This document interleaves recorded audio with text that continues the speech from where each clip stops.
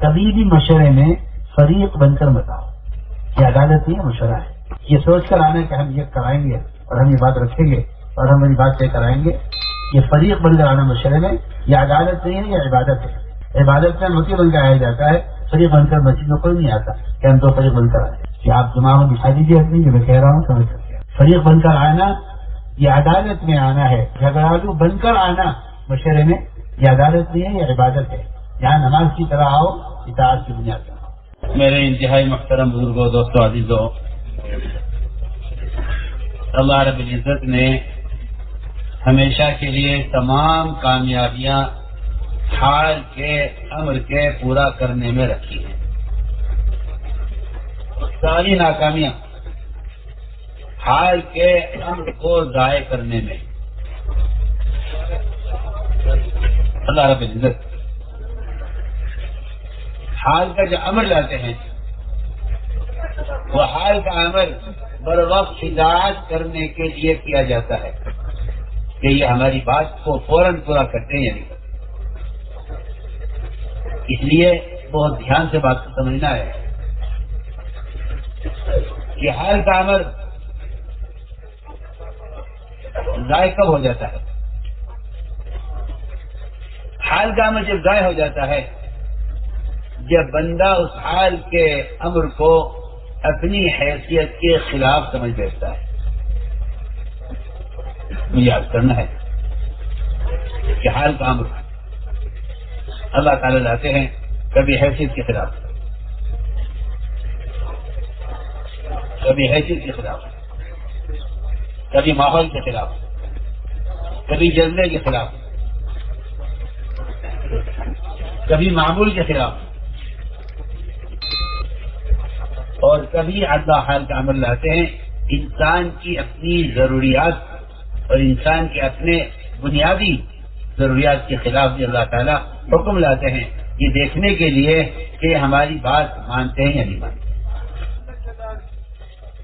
اللہ رب العزت عمل کرنے والوں پر اچانک یہ حکم لاتے ہیں یہ دیکھنے کے لیے کہ اب تک کی عبادت سے اور اب تک کی محنت سے ان کے اندر تواضع پیدا ہو رہی ہے یا ان کے اندر کبر پیدا ہو رہا ہے.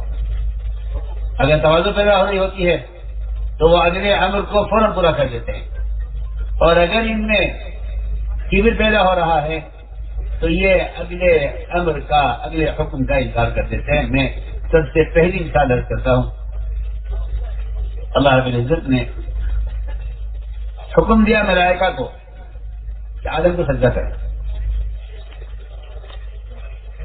ابلیس انہی کے ساتھ عبادت میں مشغول تھا، اور عبادت میں بھی سب سے آگے تھا، علم میں بھی سب سے آگے تھا، اور حیثیت میں بھی سب سے آگے تھا. اللہ تعالیٰ نے حکم دیا، اور یہ حکم حیثیت کے خلاف آیا ہے سب سے پہلے، اس لیے کہ بندہ اپنی حیثیت کا مقابلہ کرتا ہے اللہ کے امر سے. یہ کام میرے کرنے کا ہے یا نہیں، میری حیثیت، میرا معیار، میری سوسائٹی، میرا ماحول، میرا عہدہ، میرا منصب آیا اس عمل کے پورا کرنے کی اجازت دیتا ہے یا نہیں.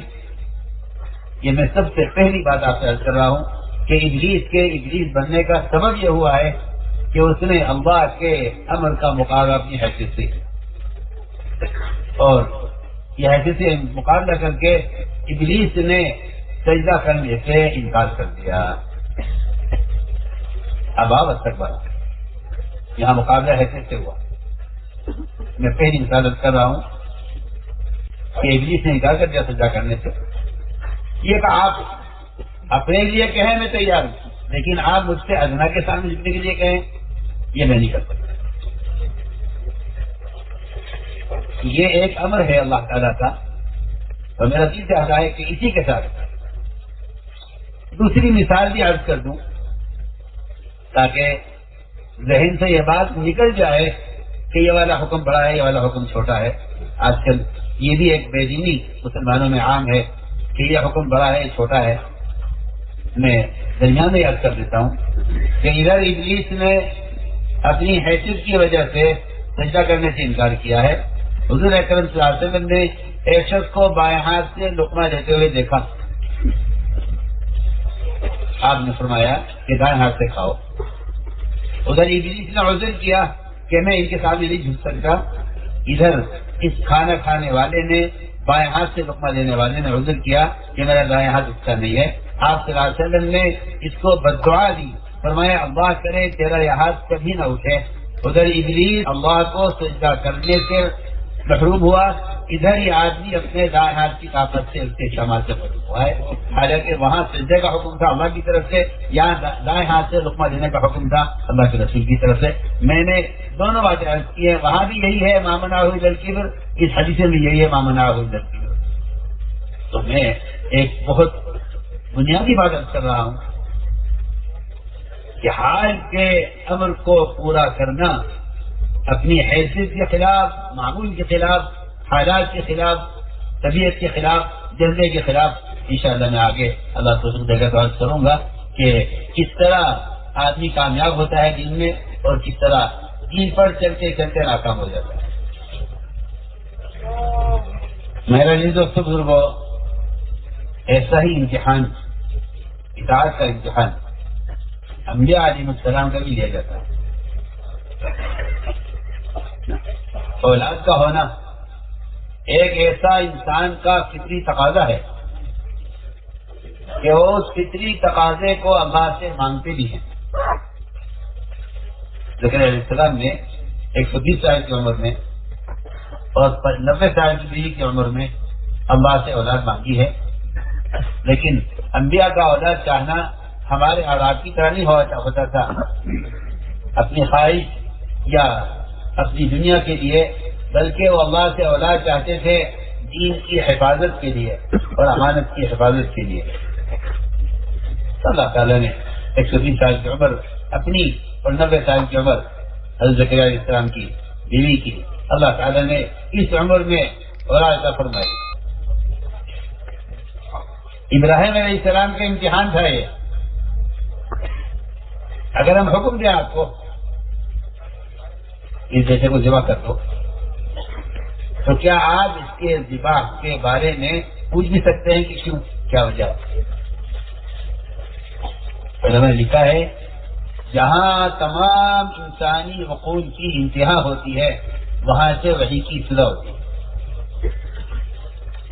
اس لیے شریعت کے کسی حکم میں کسی انسان, کسی مخلوق کے لیے کیوں کی گنجائش نہیں ہے کہ ایسا کیوں ہے. اللہ نے حکم دیا ابراہیم اسماعیل کو ذبح کرو.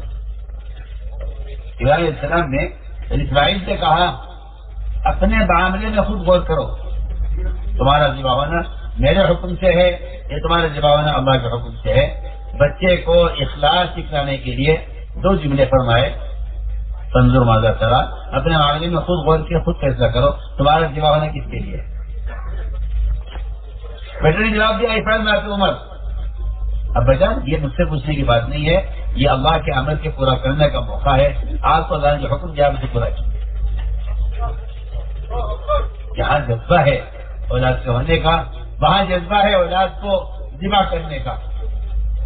اگر ابراہیم علیہ السلام اللہ کے اس امر کو پورا کر رہے ہیں تو آپ اسے اندازہ کر لیجئے کہ محمد صلی اللہ علیہ وسلم کی بعثت ملت ابراہیم پر ہوئی ہے. آپ صلی اللہ علیہ وسلم نے ایک ایسے شخص کو پکڑا مدینے میں اپنے صحابہ میں سے جو اپنے باپ کی سب سے زیادہ محبت کرتے تھے. فرمایا یہاں آؤ, اپنے باپ کا سر کاٹ کرنا. یہ صحابی سنتے ہی دوڑے فوراً کہا جا رہا ہے ایسے آپ کا حکم ہے, باپ کا سر لانے کے لیے جا رہا آپ کا حکم ہے. تو میں نہیں یہاں آؤ, ہمیں رشتوں کو جوڑنے کے لیے بھیجا گیا ہے, بتوں کو توڑنے کے لیے بھیجا گیا ہے. ہم تو یہ دیکھنا چاہتے تھے کہ تمہیں اپنے باپ سے محبت زیادہ ہے, ہم سے محبت زیادہ ہے, تو امتحان میں کامیاب ہو گئے. میں 2 مثالیں دے رہا ہوں. اگر میں نے ابلیس کے سجدے سے انکار کی مثال دی ہے, اس کے مقابلے میں ایک ہاتھ بائیں ہاتھ سے لقمے کی مثال دی. ادھر ابراہیم علیہ السلام کو حکم ہے بیٹے کو ذبح کرنے کا، ادھر نبی حکم دے رہے ہیں باپ بیٹے کو باپ کو ذبح کر، باپ کا سر لے کر آؤ. یعنی ہستیاں کے اوپر سے لے کر نیچے تک سارے دین کا مدار اور کامیابی کی شرط وہ حال کے امر کا پورا کرنا ہے. چلا گیا ابراہیم علیہ السلام نے اس حال کے امر کو پورا کیا. لوگوں کے اندر مختلف جذبات ہوتے ہیں، اچھے جذبات ہوتے ہیں، ہم یہ کریں، ہم یہ کریں، ہم یہ کریں، ہم یہ کریں، اور وہ اچھے جذبات ہوتے ہیں. اللہ رب العزت اپنے بندوں کے اچھے جذبات کو بھی قربان کروا کر اطاعت کا امتحان لیتے ہیں. صحابہ کرام میں ایک شوق اور جذبہ بیت اللہ کی زیارت کا. صحابہ بیمار ہو جاتے ہیں تو وہ یہ کہا کرتے تھے کہ خبر نہیں بیت اللہ کی زیارت کر سکیں گے یا نہیں، دنیا چلے جائیں گے. آج سے دعا آتے ہیں صحابہ کرام کو لے کر عمرے کے لیے تشریف لائے اور حدیبیہ میں آپ کو روک دیا گیا. مشرکین نے آپ کو عمرے سے روک دیا اور آپ کو واپس آنے کے لیے پر مجبور کیا اور آپ صلی اللہ علیہ وسلم کے پر شرطیں لگائیں. مشہور واقعہ ہے، میں بہت بنیادی باتیں کر رہا ہوں سب سے، کہ اپنے جذبے کو لے کر حکم کی نافرمانی کر لینا یہ نافرمانی ہے اور خواہش ہے، چاہے ہمیں کتنا بھی اچھے کیوں نہ ہو. اور آپ کے ذہن میں آپ کے خیال میں وہ کام کتنا ہی اچھا کیوں نہ ہو، ہم بر وقت حکم لائیں گے. چنانچہ آپ صحابوں کو لے کر حدیبیہ میں عمرے کے ذہن لے گئے، لیکن آپ کو عمرے سے روک دیا گیا. آپ کا رسول نام کا دیے، ہم آپ کو رسول نہیں مانتے اور آپ واپس جائیے، اگلے سال آئیے. یہ ساری شرطیں ہمارا آج آپ کے پاس آئے گا تو آپ کو واپس کرنا پڑے گا، آپ کا جو ہمارے پاس آئے گا ہم واپس نہیں کریں گے. یہ سب باتیں لکھوائی. اللہ تعالیٰ کا حکم بھی آ گیا آسمان سے کہ واپس جائیے. عبادت کے شوق میں آئے ہیں لیکن حکم یہ ہے کہ واپس جائیے. صحابہ کرام ایک دوسرے سے بات کریں کہ عمرے کے لیے آئے ہیں، عمرہ کیوں نہ کریں، آپ آتے ہیں کریں واپس جائیں، کیا کریں. لیکن حضرت رضی اللہ تعالیٰ جس سے بھی پوچھتے تھے، اس لیے کہ آپ صلی اللہ علیہ وسلم کے ساتھ اللہ نے ایسے صحابہ کو دین کی نصرت کے لیے منتخب کیا تھا کہ آپ صلی اللہ علیہ وسلم کے اشارے پر جان دینے والے. رائے ہے کسی کی رائے اپنی ہے وہ کرے. حضرت رضی اللہ جس سے بھی کہتے تھے کہ کیا ہم عمرہ نہ کریں، ہم جب فیصلہ کیوں کریں. ہر ایک یہ کہنے کا عمر بھی اللہ کے رسول ہیں، جو یہ کہیں گے وہ ہمیں کرنا ہے، جو یہ کہیں گے ہمیں کرنا ہے، جو یہ کہیں گے ہمیں کرنا ہے. عمر رضی اللہ تعالیٰ عنہ اپنی اس رائے پر، حالانکہ عمرہ کرنے کی رائے پر، بیت اللہ کی زیارت کا شوق وہ اندر سے تقاضا کر رہا تھا اس کا کہ ہمیں عمرہ کرنا چاہیے. آپ صلی اللہ علیہ وسلم پر جب وحی آئی تو عمر رضی اللہ تعالیٰ عنہ اپنی سواری کو لے کر اپنے ساتھیوں سے الگ ہو گئے کہ عمر تو رائے پر اڑا ہوا تھا، اب جو آیتیں آ رہی ہیں وہ آیتیں تیرے خلاف نازل ہو رہی ہیں، کیونکہ تیری رائے نبی کی رائے کے خلاف ہے، اس لیے آیتیں تیرے خلاف نازل ہو رہی ہے، اب تجھ پر عذاب آنے والا ہے. عمر رضی اللہ تعالیٰ عنہ سواری کو لے کر ساتھیوں سے الگ ہو گئے کہ جو عذاب مجھ پر آئے میرے ساتھیوں پر نہ آئے. اتنا ڈر جاتے تھے صحابہ کرام اگر ان کا کوئی اچھا جذبہ نبی کی چاہت کے اور حکم کے خلاف ہو.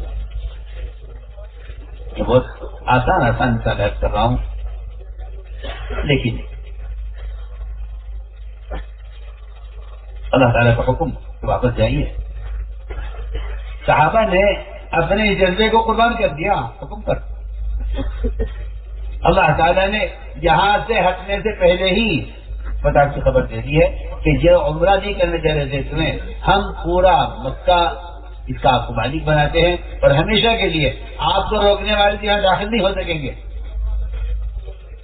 اس کی خبر اسی وقت مل گئی جس وقت حکم پورا کر دیا, جذبے کو قربان کر دیا حکم پر. اللہ نے وہاں سے ہٹنے سے پہلے ہی ہوتی مریم وغیرہ کہ میں عمر کو بلاؤ, عمر کہاں ہے, کہ عمر کو جذبہ تھا عمرہ کرنے کو, عمر کو بلاؤ. آج آپ نے فرمایا عمر اللہ تعالیٰ کی طرف سے فیصلہ ہو گیا ہے. صحابہ کرام فرماتے ہیں تم لوگ فتح مکہ پر حملے کو کہتے ہو, ہم حدیبیہ کو فتح مکہ کہتے ہیں. جہاں تم حکم برا کر دو گے ہم وہاں تمہارے لیے فتح کا فیصلہ کرتے ہیں.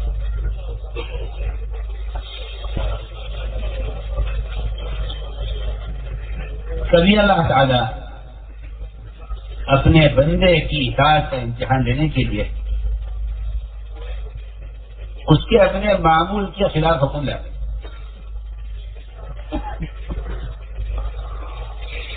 سب سے بڑی عبادت اور سب سے بڑا اطاعت کا مظہر نماز ہے, عبدیت کا مظہر ہے نماز, اور نماز اطاعت کا سب سے بڑا موقع ہے.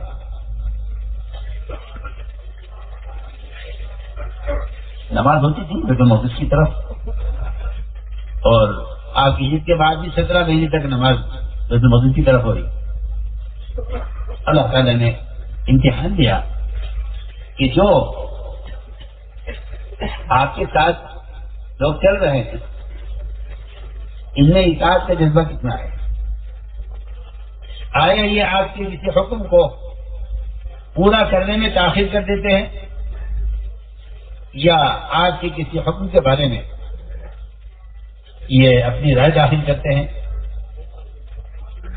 اس امتحان کے لیے اللہ تعالیٰ نے ایک معمول کا قبلہ ہوتے ہوتے اچانک حکم دے دیا. آپ صلی اللہ علیہ وسلم ظہر کی نماز انصار کے محل میں پڑھا رہے تھے, 2 رکعت ظہر کی ہو چکی تھی, 2 رکعت باقی تھی. اس درمیان میں حکم آیا کہ آپ رخ پھیر لیجیے بیت المقدس سے بیت اللہ کی طرف. آپ کے صحابہ, عورتیں, بچے, یہ سب آپ کے پیچھے نماز پڑھ رہے تھے. جب حکم نماز کے درمیان میں آیا تو آپ سے نماز کے دوران ہی گھوم گئے.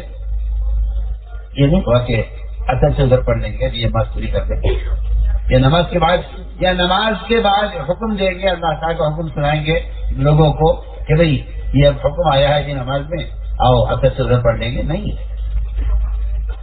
اتنی بھی تاخیر نہیں ہوئی. اس میں اللہ کا حکم آیا اور اس حکم پر آپ صلی اللہ علیہ وسلم نے نماز کے دوران ہی عمل کیا, نماز کے دوران عمل کیا. آپ نماز میں گھوم گئے بیت اللہ کی طرف. یہ ایک معمول چل رہا تھا نماز کا, اچانک حکم کیوں آئے؟ ہم دیکھنا چاہتے ہیں تم میں کون ایسا ہے جو یہ سوال کرے کہ اس کو بدلنے کی کیا ضرورت تھی, معمول چل رہا تو چلتا رہتا. چنانچہ قرآن نے صاف کہا ہے کہ ہم نے قبلہ جو بدلا ہے اس جگہ کے لیے بدلا ہے کہ کون ہے جو نبی کی اطاعت پر ہیں اور کون ہے جو اپنی اڑی زبر پلٹ کر نبی کی مخالفت کرنے والے ہیں. اگر سے وہ بھی قبلہ تھا, وما جعلنا القبلة التي كنت عليها إلا لنعلم من يتبع الرسول ممن ينقلب على عقبيه. ہمیں چھٹائی کرنی ہے ان کی کون اطاعت پر ہے اور کون نافرمانی پر. چنانچہ قرآن نے سفہاء, بے وقوف اور احمق کہا ہے ان لوگوں کو جو محمد صلی اللہ علیہ وسلم کے کسی عمل کے بارے میں یہ سوال کریں کہ اس کی کیا ضرورت ہے اور اس کی کیا حکمت ہے. اللہ نے کو سفہاء کہا. اور اسی قسم کے لوگ تھے کفار یہ کہتے تھے جب آپ ہمارے بتوں کو نہیں مانتے تو ہمارے قبلے کی طرف کیوں آئے. یہود کہتے تھے آپ ہمارے قبلے کی طرف سے آپ ہمارا قبلہ کیوں چھوڑا ہے. اور تیسری قسم تو منافقین کی تھی, جو علماء نے لکھا ہے کہ تیسری قسم منافقین کی تھی. منافقین وہ ہوتے تھے جنہیں کرنا کچھ نہیں ہے جنہیں کرنا کچھ نہیں ہے، انہیں صرف اعتراض کرنا ہے کہ ایسے کیوں ہو رہا ہے، ایسے کیوں ہو رہا ہے، ایسے کیوں ہو رہا ہے، ایسے کیوں ہو رہا ہے. وہاں جیسا کا محفوظ ہے جس پر یاد آ رہا ہے. فرماتے تھے کہ 3 قسم کے لوگ ہیں، ایک طالب ہے، ایک قانع ہے، ایک تیسرا ناقد ہے، تنقید کرنے والا. طالب تو بہت آگے چلا جاتا ہے اپنی طرف سے، اور قانع یہ ترقی نہیں کرتا، اس لیے کہ یہ اپنے موجودہ کام اور موجودہ اعمال پر قناعت کیے ہوئے کہ جتنا ہو رہا ہے کافی. اور تیسری قسم معترضین کی ہے، جن کا کام صرف اعتراض کرنا ہوتا ہے، انہیں کام کرنا نہیں ہوتا. تو یہ سفہاء 3 قسم کے لوگ تھے وہاں، ایک کفار، دوسرے یہود اور تیسرے منافقین. منافقین یہ کہنا یہ تھا کہ جب ایک چیز معمول کی چل رہی تھی تو اس کو تبدیل کیوں کیا؟ بہت بنیادی بات ہے. قرآن نے تینوں کو احمق اور بے عقل کہا ہے. یہ ایک حکم آیا اچانک کہ آپ لوگ خرید لیجیے بیت المقدس سے بیت اللہ کی طرف. ہم چھانٹنا چاہتے ہیں کون اطاعت پر ہے نبی کی، کون نافرمانی پر ہے. اس چھٹائی کے لیے حکم آیا. تو میں نے عرض کیا کہ میں سب مثالیں عرض کر رہا ہوں، آگے عرض کروں گا کہ دعوت کے میدان میں اور جو ہے آگے معاملات میں اور آگے معاشرے میں کس طرح اللہ تعالیٰ کے احکام بر وقت پورے کیے جاتے تھے تو کامیابی. دعوت کے میدانوں میں بھی یہی بات کی بات کروں گا انشاءاللہ. لیکن فی الحال میں کہہ رہا ہوں کہ عبادت میں بھی اللہ تعالیٰ نے یہ اچانک امتحان لیا کہ کون نبی کے ساتھ نماز میں شریک ہوتا ہے اور کون یہ کہتا ہے کہ چلو قبلے 2 بنا لو، ایک ادھر بنا لو، ایک ادھر بنا لو، کبھی ادھر پڑھ لو، کبھی ادھر پڑھ لو. تو علماء نے لکھا ہے کہ اس تحویل قبلہ کی حکمت یہ تھی کہ ساری امت کو ایک قبلے پر جمع کرنا تھا، اور جن اس قبلے اتفاق نہیں تھا ان کو وہ جو ہے اطاعت سے نکل گئے اور محروم کر دیے گئے. اصل جو یہ تحویل قبلہ ہے اس کا اصل مقصد چھٹائی کر کے نبی کی اطاعت کرنے والوں کو جمع کرنا تھا نبی کے ساتھ. انسان کے اندر کچھ ضرورتیں ہیں، فطری تقاضے ہیں، نیند کا تقاضا، کھانے کا تقاضا، مال کا تقاضا. اللہ تعالیٰ نے انسان کو اسباب کا محتاج بنایا ہے، اور اس لیے بنایا ہے اسباب کا محتاج کہ ہمارے یہاں قربانی کا مطلب ہی یہی ہے کہ تم اپنی ضرورت کو ہمارے حکم کے لیے قربان کر سکتے. اس لیے غور کیا جائے، اگر نیند کا تقاضا ہے نماز فرض ہے، مال کا تقاضا ہے زکات فرض ہے، بھوک کا تقاضا ہے روزہ فرض ہے، شہوت کا تقاضا ہے زنا حرام ہے. ان تقاضوں کو قربان کرنا عبادت ہے. ان تقاضوں کو پورا کر لینا عبادت نہیں ہے، ان تقاضوں کو حکم کو قربان کرنا عبادت ہے. تو میں مثال کر رہا تھا کہ آپ صلی اللہ علیہ وسلم کے ساتھ چلنے والا یہ اللہ کی منتخب کی ہوئی جماعت صحابہ کی ایک سفر میں تھے، کھانا ختم ہو گیا. بھوک ایک ضرورت ہے اور ایک فطری تقاضا ہے. کھانا ختم ہو گیا، کھانے کے لیے کچھ نہیں تھا. صحابہ کرام کے ساتھ سواریاں تھی، اس زمانے میں گدھے کا گوشت حلال تھا اور گدھا حرام نہیں کیا گیا. خیال یہ ہوا کہ بھوکا تو علاج ہونا چاہیے. چنانچہ صحابہ کرام نے ایک گدھے کو ذبح کیا، اس کو گوشت بنایا. جب گوشت حلال گوشت تیار ہو رہا تھا اور بھوک صحابہ کو شدت کی لگی ہوئی تھی اور گوشت حلال گوشت سامنے تیار ہو رہا ہے، اللہ تعالیٰ دیکھ رہے ہیں یہ میرے بندے ہیں، میرے راستے میں نکلے ہوئے ہیں، ان کا کھانا ختم ہو گیا ہے، حلال گوشت تیار ہو رہا ہے. ہم امتحان لینا چاہتے ہیں کہ اگر کوئی ضرورت ان کی ہے اور ہم اس کے خلاف حکم لے آئیں یہ پورا کرتے ہیں یا نہیں کرتے. ابھی کھانا تیار ہو رہا تھا، روایت میں ہے کہ گوشت جلنے کے قریب تھا. اچانک آپ صلی اللہ علیہ وسلم کو وحی آئی کہ ایک کہہ دو صحابہ سے کہ ہم نے اسی وقت گدھے کے گوشت کو حرام کر دیا. آپ صلی اللہ علیہ وسلم نے ازمنادی سے کہا اعلان کر دیا کہ صحابہ میں کہ جو کھانا پکا ہوا ہے اس کو پھینک دیا جائے اور جو ہانڈی میں پکایا گیا ہانڈی کو توڑ دیا جائے. کیوں؟ اگر انہیں کھانے کے لیے اس گدھے کے گوشت کا متبادل مل جاتا پہلے پھر اس کو حرام کر دیا جاتا. آج مسلمان کی سوچ ہے کہ میں اگر حرام کما رہا ہوں تو میں اس وقت تک حرام کماتا رہوں گا جب تک بھی اس کو متبادل نہ مل جائے، اور وہاں حلال گوشت کو حرام کروایا ہے دیکھنے کے لیے کہ ہماری بات مانتے ہیں نہیں مانتے. آپ سفر میں ہیں، کھانے میں کچھ نہیں ہے، جو حلال تھا اس کو اللہ نے اچانک حرام کر دیا. کوئی کہہ سکتا ہے تو مدینے پہنچ جاتے پھر حرام ہو جاتا، اس وقت تو کھا لیتے. جان بچانے کے لیے حرام کھانے کی گنجائش ہے. لیکن یہاں اطاعت کا امتحان تھا کہ اگر ہم اس وقت گوشت کو حرام کر دیتے ہیں گدھے کے گوشت کو تو کیا کرتے ہیں. میں نے کل بھی عرض کیا تھا کہ صحابہ کرام کے ساتھ جتنی غیبی مددیں ہیں آسمانی اور زمینی، وہ ساری غیبی مددیں صحابہ کے ساتھ ظاہر کے خلاف حکم کو پورا کرنے کی وجہ سے ہیں. جہاں ظاہر کا حکم پورا ہوا ہے وہاں اللہ نے مددیں کی ہیں. جہاں ظاہر کے خلاف حکم خدا نہ کرے کہیں ٹوٹ دی گیا ہے تو وہاں میں سوال کروں گا آگے کہ پھر وہاں بجائے فتح کے شکست ہوگی. تو ہم نے عرض کیا کہ اللہ تعالیٰ فطری تقاضوں کے خلاف حکم لا کر بھی اطاعت کا امتحان لیتے ہیں کہ یہ ہماری بات چیت نہیں ماننے والے ہیں. صحابہ کرام نے آپ کے حکم پر کھانا پھینک دیا. بلکہ اسی کے ساتھ عرض کر دیتا ہوں کہ آپ صلی اللہ علیہ وسلم صحابہ کرام کو ساتھ لے کر چلے اور قوم سمود کی بستیوں پر آ کر گزر ہوا. آپ نے فرمایا کہ یہ قوم سمود کی بستی کے جو کنویں ہیں ان کنووں سے تم نے پانی تو نہیں دیا. یہ بہت توجہ سننے کی بات. ان کے کنویں سے پانی تو نہیں دیا. اس قوم پر عذاب آ چکا ہے، اس قوم پر عذاب آیا ہے، تم نے ان کے کنویں سے پانی تو نہیں دیا. صحابہ کے اصل اپنے پانی دیا ہے آٹا گوندنے کے لیے.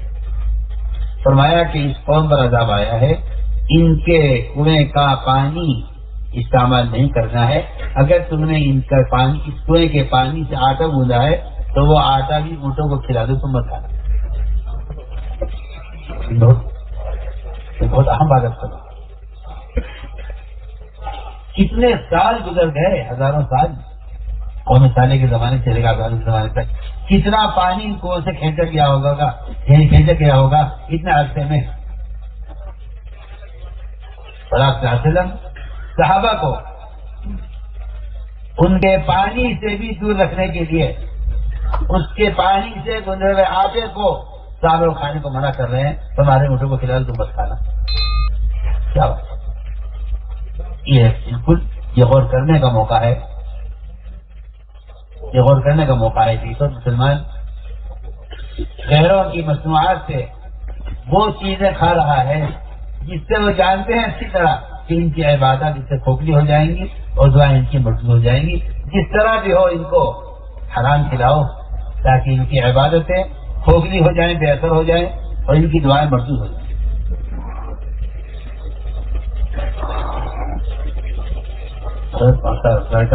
محسوس یاد آتا ہے اس پر سوال کے لیے کہ لوگ لقمے کو معمولی سمجھ کر کھا لیتے ہیں، حالانکہ لقمہ سمندر ہے اور خیرات اس کے موتی ہیں. جتنی گندی غذا ہوگی اتنے گندے خیرات. تو میں نے عرض کیا کہ اب تو غیروں کی مصنوعات مسلمانوں کے اس کے کھانے کے ایسے عادی ہو گئے ہیں. ورنہ میں اب بتانا چاہ رہا ہوں کہ جتنا ہزاروں سال پانی کھینچا ہوگا اس کنویں سے، آپ فرما رہے کہ ان کے کنویں کا پانی مت لینا، ہم یہاں سے آگے بڑھ جائیں، پانی آگے سے کہیں سے لیں گے، ان کے کنویں کا پانی مت لو. اس لیے کہ اس قوم پر عذاب آیا ہوا ہے. بلکہ درمیان میں یاد کر دیتا ہوں، اللہ کرے یہ ہمارا یاد رکھے گا. ایک میواتی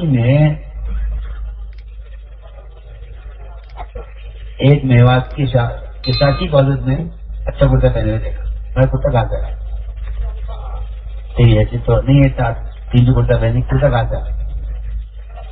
اس نے کہا وہ دلی میں جامع مسجد پر ایک بازار لگتا ہے ہفتے کا روز، اور وہاں پرانے نوابوں کے، بادشاہوں کے، مالداروں کے جو مستعمل کپڑے ہوتے ہیں وہاں بکتے ہیں، اور وہ سستے مل جاتے ہیں، کپڑا مضبوط قیمتی ہوتا ہے، سستا مل جاتا ہے، اب خرید کے سلوائیں تو خرچ جاتا ہے، وہ وہاں پرانے کپڑے نیلام ہوتے ہیں، وہ خرید کر ہے فوراً اتار دے اس کو، ان میں دھو لیا ہے، تو میں اس کے دھونے سے اس کا میل تو چلا گیا، جو گناہ اس کپڑے میں کیے گئے ہیں وہ گناہوں کا اثر کبھی ختم نہیں ہوتا، میں فوراً اتار دے، گھٹیا کپڑا خرید کر نیا سی کر پہن دے، ورنہ ان کپڑوں میں ان نوابوں نے، ان بادشاہوں نے اور ان مالداروں نے جو عیاشیاں اس میں کی ہیں، وہ گناہ، ان گناہوں کا جذبہ تمہارے اندر پیدا ہوگا اور تمہاری عبادات، ذکر، تلاوت پر ان کے کپڑوں کا اثر پڑے گا۔ لوگ اس بات کو اگر غلو سمجھیں یا اس کو ایک بات کو اڑا دیں تو میں سوال کرتا ہوں ان سے کہ جہاں ہزاروں سال جن کنویں سے پانی کھینچا گیا ہو، آپ ان کے بارے میں کہہ رہے کہ ان سے پانی مت لینا، سوچنے کی بات۔ تو فرمایا کہ اس کپڑے کو بدل دے ورنہ ان کے گناہوں کا اثرات تمہاری عبادات پر پڑیں گے۔ تو میں بھی طرح تھا کہ اسی کو میں کہہ رہا کہ آپ صلی اللہ علیہ وسلم نے اس طرح بھی اپنے صحابہ کرام کا امتحان لیا ہے۔ چنانچہ میں کہہ رہا تھا کہ ضرورت ہے، لیکن اچانک حکم آ گیا کہ گلے روز سلام کر دیا گیا ہے اور ہم یہ توڑ جائیں، کھانا پھینک دیا جائے۔ لوگ سمجھتے ہیں کہ صحابہ کی قربانیاں یہ ہیں، انہوں نے جان مال قربان کر دیا اللہ کے راستے میں، مال قربان کر دیا اللہ کے راستے میں۔ اس سے زیادہ امت نہیں جانتی کہ صحابہ کی اصل قربانیاں کیا ہیں۔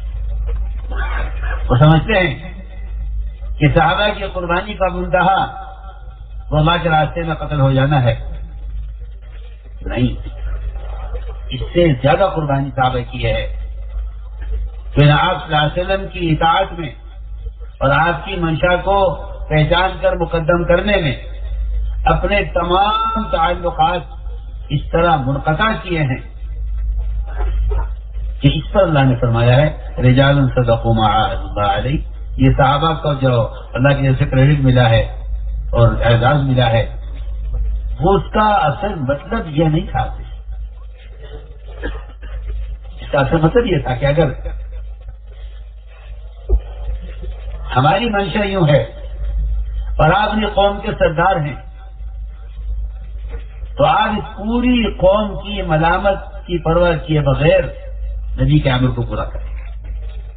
ہم آپ سے بہت بنیادی بات سب سے کہہ رہے ہیں، سب اس بات کو سمجھے دھیان سے، توجہ سے،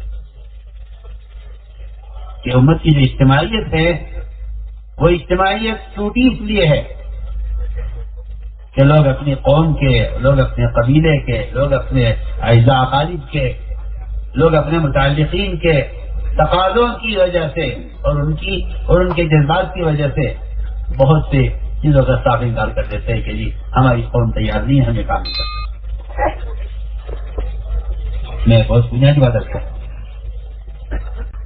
صحابہ کرام کی قربانیوں کا جو سب سے اعلیٰ درجہ ہے وہ یہ ہے کہ ہم دیکھنا چاہتے ہیں کہ اگر ہم کوئی حکم دیں تو یہ اس حکم کو قوم کی چاہت کے خلاف پورا کرتے ہیں یا قوم کی چاہت کے لیے ہمارے حکم کو ضائع کرتے ہیں۔ سعد رضی اللہ تعالیٰ عنہ اپنی قوم کے سردار بنو قریظہ، آپ صاحب نے فیصلہ ان کا حوالے کر دیا کہ جنہوں فیصلہ کرو، اور فیصلہ ان کے حوالے کیا جاتا ہے جن پر پورا اعتماد ہوتا ہے۔ بہت اہم بات ہے، آپ غور کریں گے سیرت میں فیصلہ ان کے حوالے کیا جاتا ہے جن پر اعتماد ہوتا ہے۔ آپ نے بنو قریظہ کا محاصرہ کیا، انہوں نے کہا کہ جی ہم اپنے سرکار ہمارا جو فیصلہ کر دے، ہم اپنے سرکار کے فیصلے پر راضی۔ انہیں پوری قوم کو امید تھی کہ سعد رضی اللہ تعالیٰ عنہ قوم کا خیال کریں گے، قوم کا ساتھ دیں گے، قوم کے احسانات ان پر ہیں، یہ ہمارے بڑے ہیں، ہمارے سردار ہیں، جو ہم چاہیں گے ہمارا سردار وہ کرے۔ چنانچہ بنو قریظہ اس فیصلے پر تیار ہو گئے۔ صبح کیا آپ صلی اللہ علیہ وسلم نے میدان میں جگہ بجائی ان کی، فرمایا قوم کو بلا لو، تم بھی آ جاؤ۔ آپ ایک طرف آپ صلی اللہ علیہ وسلم، آپ کے صحابہ، ایک طرف قوم، بیچ میں حضرت سعد رضی اللہ تعالیٰ اپنی سواری پر سوار تھے۔ حضرت سعد نے پوچھا کہ یا رسول اللہ، جو فیصلہ میں کروں گا آپ کو منظور ہوگا؟ فرمایا جو فیصلہ منظور ہے منظور ہوگا۔ یہ بڑی بات ہے، جو واقعی مان کر چلنے والے ہوتے ہیں ان پر اتنا اعتماد ہوتا ہے کہ ان سے خیانت کی امید نہیں ہوتی۔ چنانچہ قوم سے پوچھا کہ میرا فیصلہ منظور ہوگا یا نہ؟ آپ فیصلہ منظور جو فیصلہ آپ کریں، ہمیں پوری امید ہے کہ آپ ہمارا خیال کریں گے۔ سرکار نے فیصلہ کیا کہ رسول اللہ یہ پوری قوم آپ کے خلاف کھڑی ہوئی ہے، اس قوم میں جو جوان ہیں، طاقتور ہیں، ان سب کو قتل کریں، اس قوم میں جتنے بچے ہیں انہیں غلام بنا کر، صحابہ میں غلام بنا کر تقسیم کر دیا جائے، اس قوم کے جس کے پاس جتنا مال ہے ان کے مال کو مال غنیمت بنا کر صحابہ میں تقسیم کر دیا جائے، اس قوم میں جتنی عورتیں ہیں باندیاں بنا کر صحابہ میں تقسیم کر دیا جائے، ایسی قوم کو جڑ سے ختم کر دیا جائے جو اللہ کے رسول خلاف ہوتا ہے۔ میری قوم کیا کہے گی، میرا قبیلہ کیا کہے گا، میں نے کیا جواب دوں گا؟ یجاہدون فی سبیل اللہ ولا یخافون لومۃ لائم۔ مجاہد کی صفت ہی یہی ہے کہ وہ اللہ کے رسول کے کے مقابلے میں کسی کی پرواہ نہیں کرتا۔ اللہ نے اعزاز کیا دیا، صرف یہ صحابی ہیں جن کی موت پر عرش ہل گیا ہے۔ آپ صلی اللہ علیہ وسلم ان کے جنازے پر اتنا تیز دوڑ کر گئے، صحابہ کی چادریں گر گئی، ان کے جوتوں کے چشمے ٹوٹ گئے۔ صحابہ کے اپنے چشمے آپ کبھی نہیں چھوڑے، آج اتنا لپک کے کیوں چلے آپ؟ فرمایا کہ ہمیں اندیشہ تھا کہ کہیں ہمارے پہنچنے سے پہلے فرشتے ساتھ کو غسل نہ دے دیں اور ہم ان کے غسل میں شرکت سے محروم نہ ہو جائیں۔ ہم سے جل گیا، وہاں پہنچے آپ ساتھ کے گھر کے دروازے پر، کمرہ خالی تھا، جنازہ رکھا ہوا تھا۔ آپ صلی اللہ علیہ وسلم دونوں دروازے پکڑ کر کھڑے ہو گئے، باہر اندر داخل نہیں ہوئے دیر تک۔ صاحب داخل ہو جائیے نا، ہماری جگہ ہی نہیں اندر داخل ہونے کی، فرشتے اتنے بھرے ہوئے ہیں اندر کہ میرے اندر گھسنے کی جگہ نہیں ہے۔ ایک فرشتے نے اپنا پیر سمیٹا تو آپ صلی اللہ علیہ وسلم نے اپنا پنجہ ٹکایا اندر داخل ہونے کے لیے، ایک فرشتے نے ذرا گنجائش کی آپ کے لیے، تب آپ وہاں جا کر بیٹھ سکے، ورنہ پورا کمرہ فرشتے سے بھرا ہوا تھا۔ یہ اعزاز سے اطاعت کا اعزاز ہے۔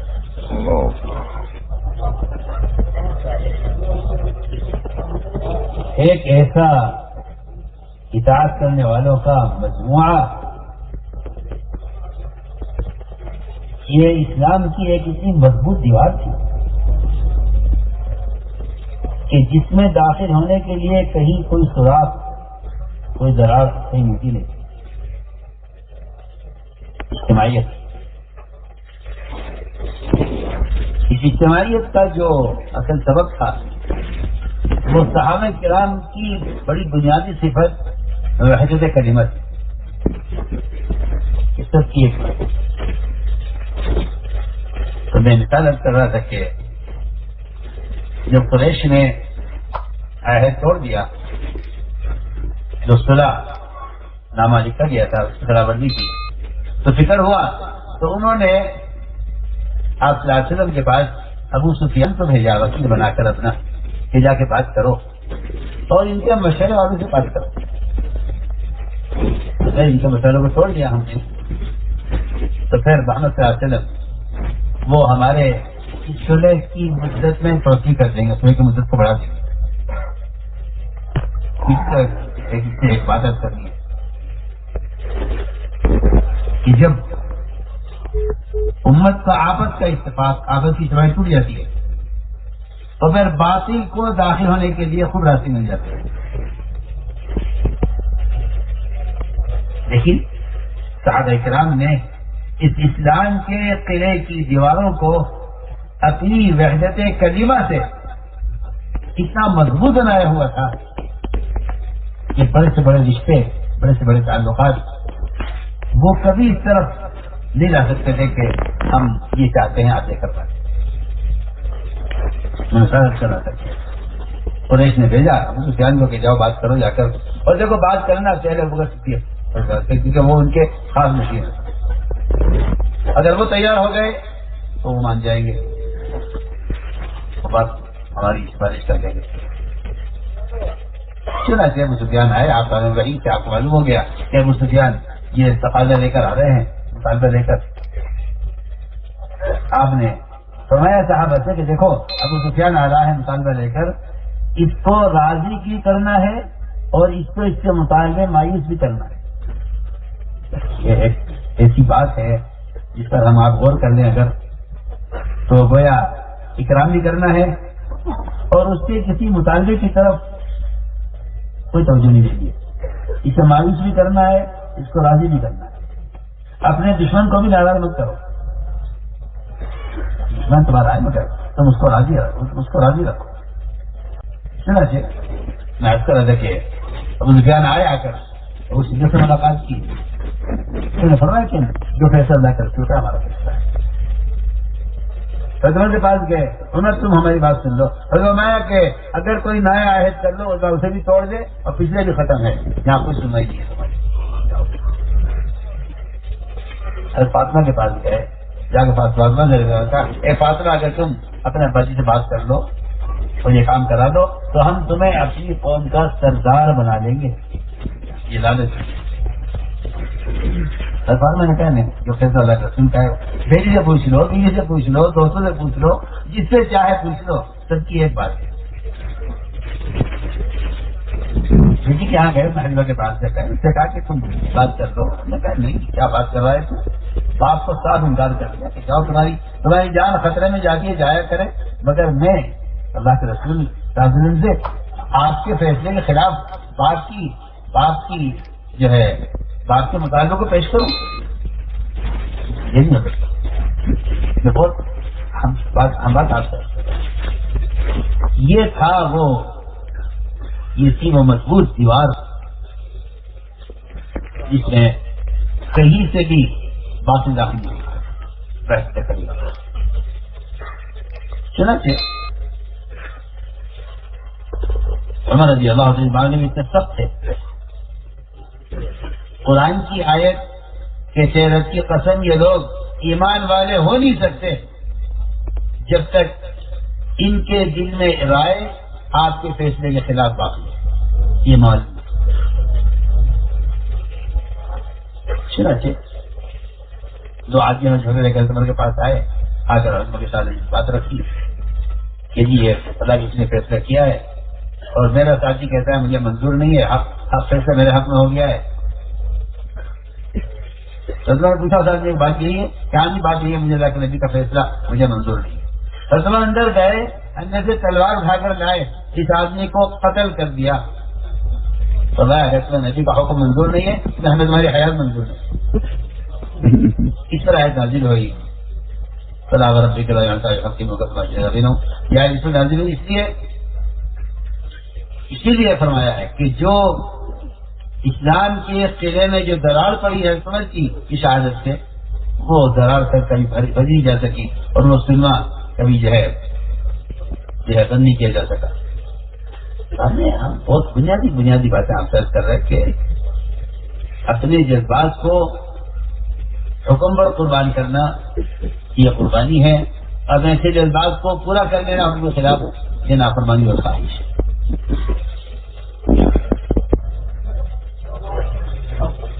تو میں نے ایک پہلو یاد کیا ہے کہ صحابہ کی وہ کیا قربانیاں ہیں جس سے یہ امت بنی تھی. اگلی بات یہ ہے کہ امت کو لے کر چلنے کا آپ صلی اللہ علیہ وسلم کو اللہ کی ہدایات ہے. اس میں سب سے بنیادی چیز یہ ہے کہ آپ اپنے صحابہ کے ساتھ نرم ہو کر اور آپ اپنے بازوؤں کو امام علی کے جھکا کر چلیں، وقت جناح للمؤمنین. اور یہ بھی حکم دیا ہے کہ آپ ان کے لیے نرم ہو کر چلیں. اجتماعیت کے لیے یہ دو پہلو ہوتے ہیں، ایک اطاعت معمول کی طرف سے، اور دوسری چیز بنیادی عرض کر رہا ہوں کہ ایک رحمت اور نرمی ذمہ داروں کی طرف سے. جب یہ دونوں طرف سے معاملہ ہوتا ہے تو پھر یہ اجتماعیت باقی ہے. چنانچہ آپ صلی اللہ علیہ وسلم کو کے بارے میں فرمایا کہ یہ تو فضل ہو گیا اللہ کا کہ نبی آپ کو نرم مل گئے، امت کو نرم مل گئے. اگر آپ سب دل ہوں گے تو یہ آپ کو چھوڑ کر بھاگ جائیں گے. چنانچہ 4 حکم دیے، قرآن نے 4 حکم دیے. پہلا حکم یہ دیا ہے کہ آپ نرم ہو کر آپ چاہتے کی مسجد میں ایک طرح نے پیشاب کیا، صحابہ دوڑے اس کو روکنے کے لیے. پرانے ہوتے ہیں، پرانے چاہتے ہیں کہ شدت اور قوت کے ساتھ اصول قائم کیے. اور یہ بات آپ نوٹ فرما لیجیے کہ کسی اصول کو قائم کرنے کے لیے لڑنا اس سے بڑا جاہل، اس سے بڑا پاگل اور اس سے بڑا بیوقوف کوئی نہیں. کسی اصول کو قائم کرنے کے لڑنا یہ سب سے بڑی بیوقوفی بلکہ مہا بیوقوفی. یہ آگے بڑھی ہے لوگوں کی کہ اصول قائم کرنے کی لڑیں گے. میں اس کی بالکل بنیادی مثال رکھ کر رہا ہوں کہ جب اس نے پیشاب شروع کر دیا پیشاب کرنا اور صحابہ دوڑے روکنے کے لیے تو فرمایا کہ اس نئے آدمی کو پیشاب کرنے دو، تم پرانوں کو نہیں چاہیے کیسے پیشاب کرو گے. یہ پہلے معاملہ شفقت کا کیا، پھر اس کی غلطی کو ان کی نظر میں چھوٹا کیا کہ کیا بات ہوگی، انہیں پیشاب کر کے ایک ڈول پانی کے یہاں بہا دو، مچھلی پاک ہو جائے گی. پھر اس کو بلا کر اس کو آپ کا تعلیم دی کہ مسجد پیشاب پکانے کے لیے لیں. یہ اسلوب تھا جس سے لوگ قریب آیا کرتے تھے علم لینے کے لیے. اس لیے کہ نبی کا جو کہنا چاہیے کہ اصول تربیت ہے، نبی کا جو اصول تربیت ہے وہ صبر ہے. صبر کرنا یہ نبی کا اصول تربیت ہے. کیونکہ یہ بات بالکل واضح ہے قرآن میں کہ انبیاء کا صبر کرنا قوموں کی ہدایت کا ذریعہ بنتا ہے. اس آپ وسلم نے غلطیاں کرنے والوں سے انتقام نہیں لیا ہے. آپ کو لوگ قتل کرنے کے لیے آئے، آپ نے انتقام نہیں لیا. آپ کے وسلم کو زہر دینے دیا گیا، آپ نے انتقام نہیں لیا. آپ سازوں کی رفائی کرنے کے لیے جگہ سے لوگ آئے، آپ نے انتقام نہیں لیا. اس لیے کہ جہاں انتقام کا جذبہ ہوتا ہے وہاں اللہ کی قسم اغیار اور آپ کا کیا مسلمانوں میں آپس میں بھی اجتماعی باقی نہیں رہے گی جہاں انتقام کا جذبہ ہو.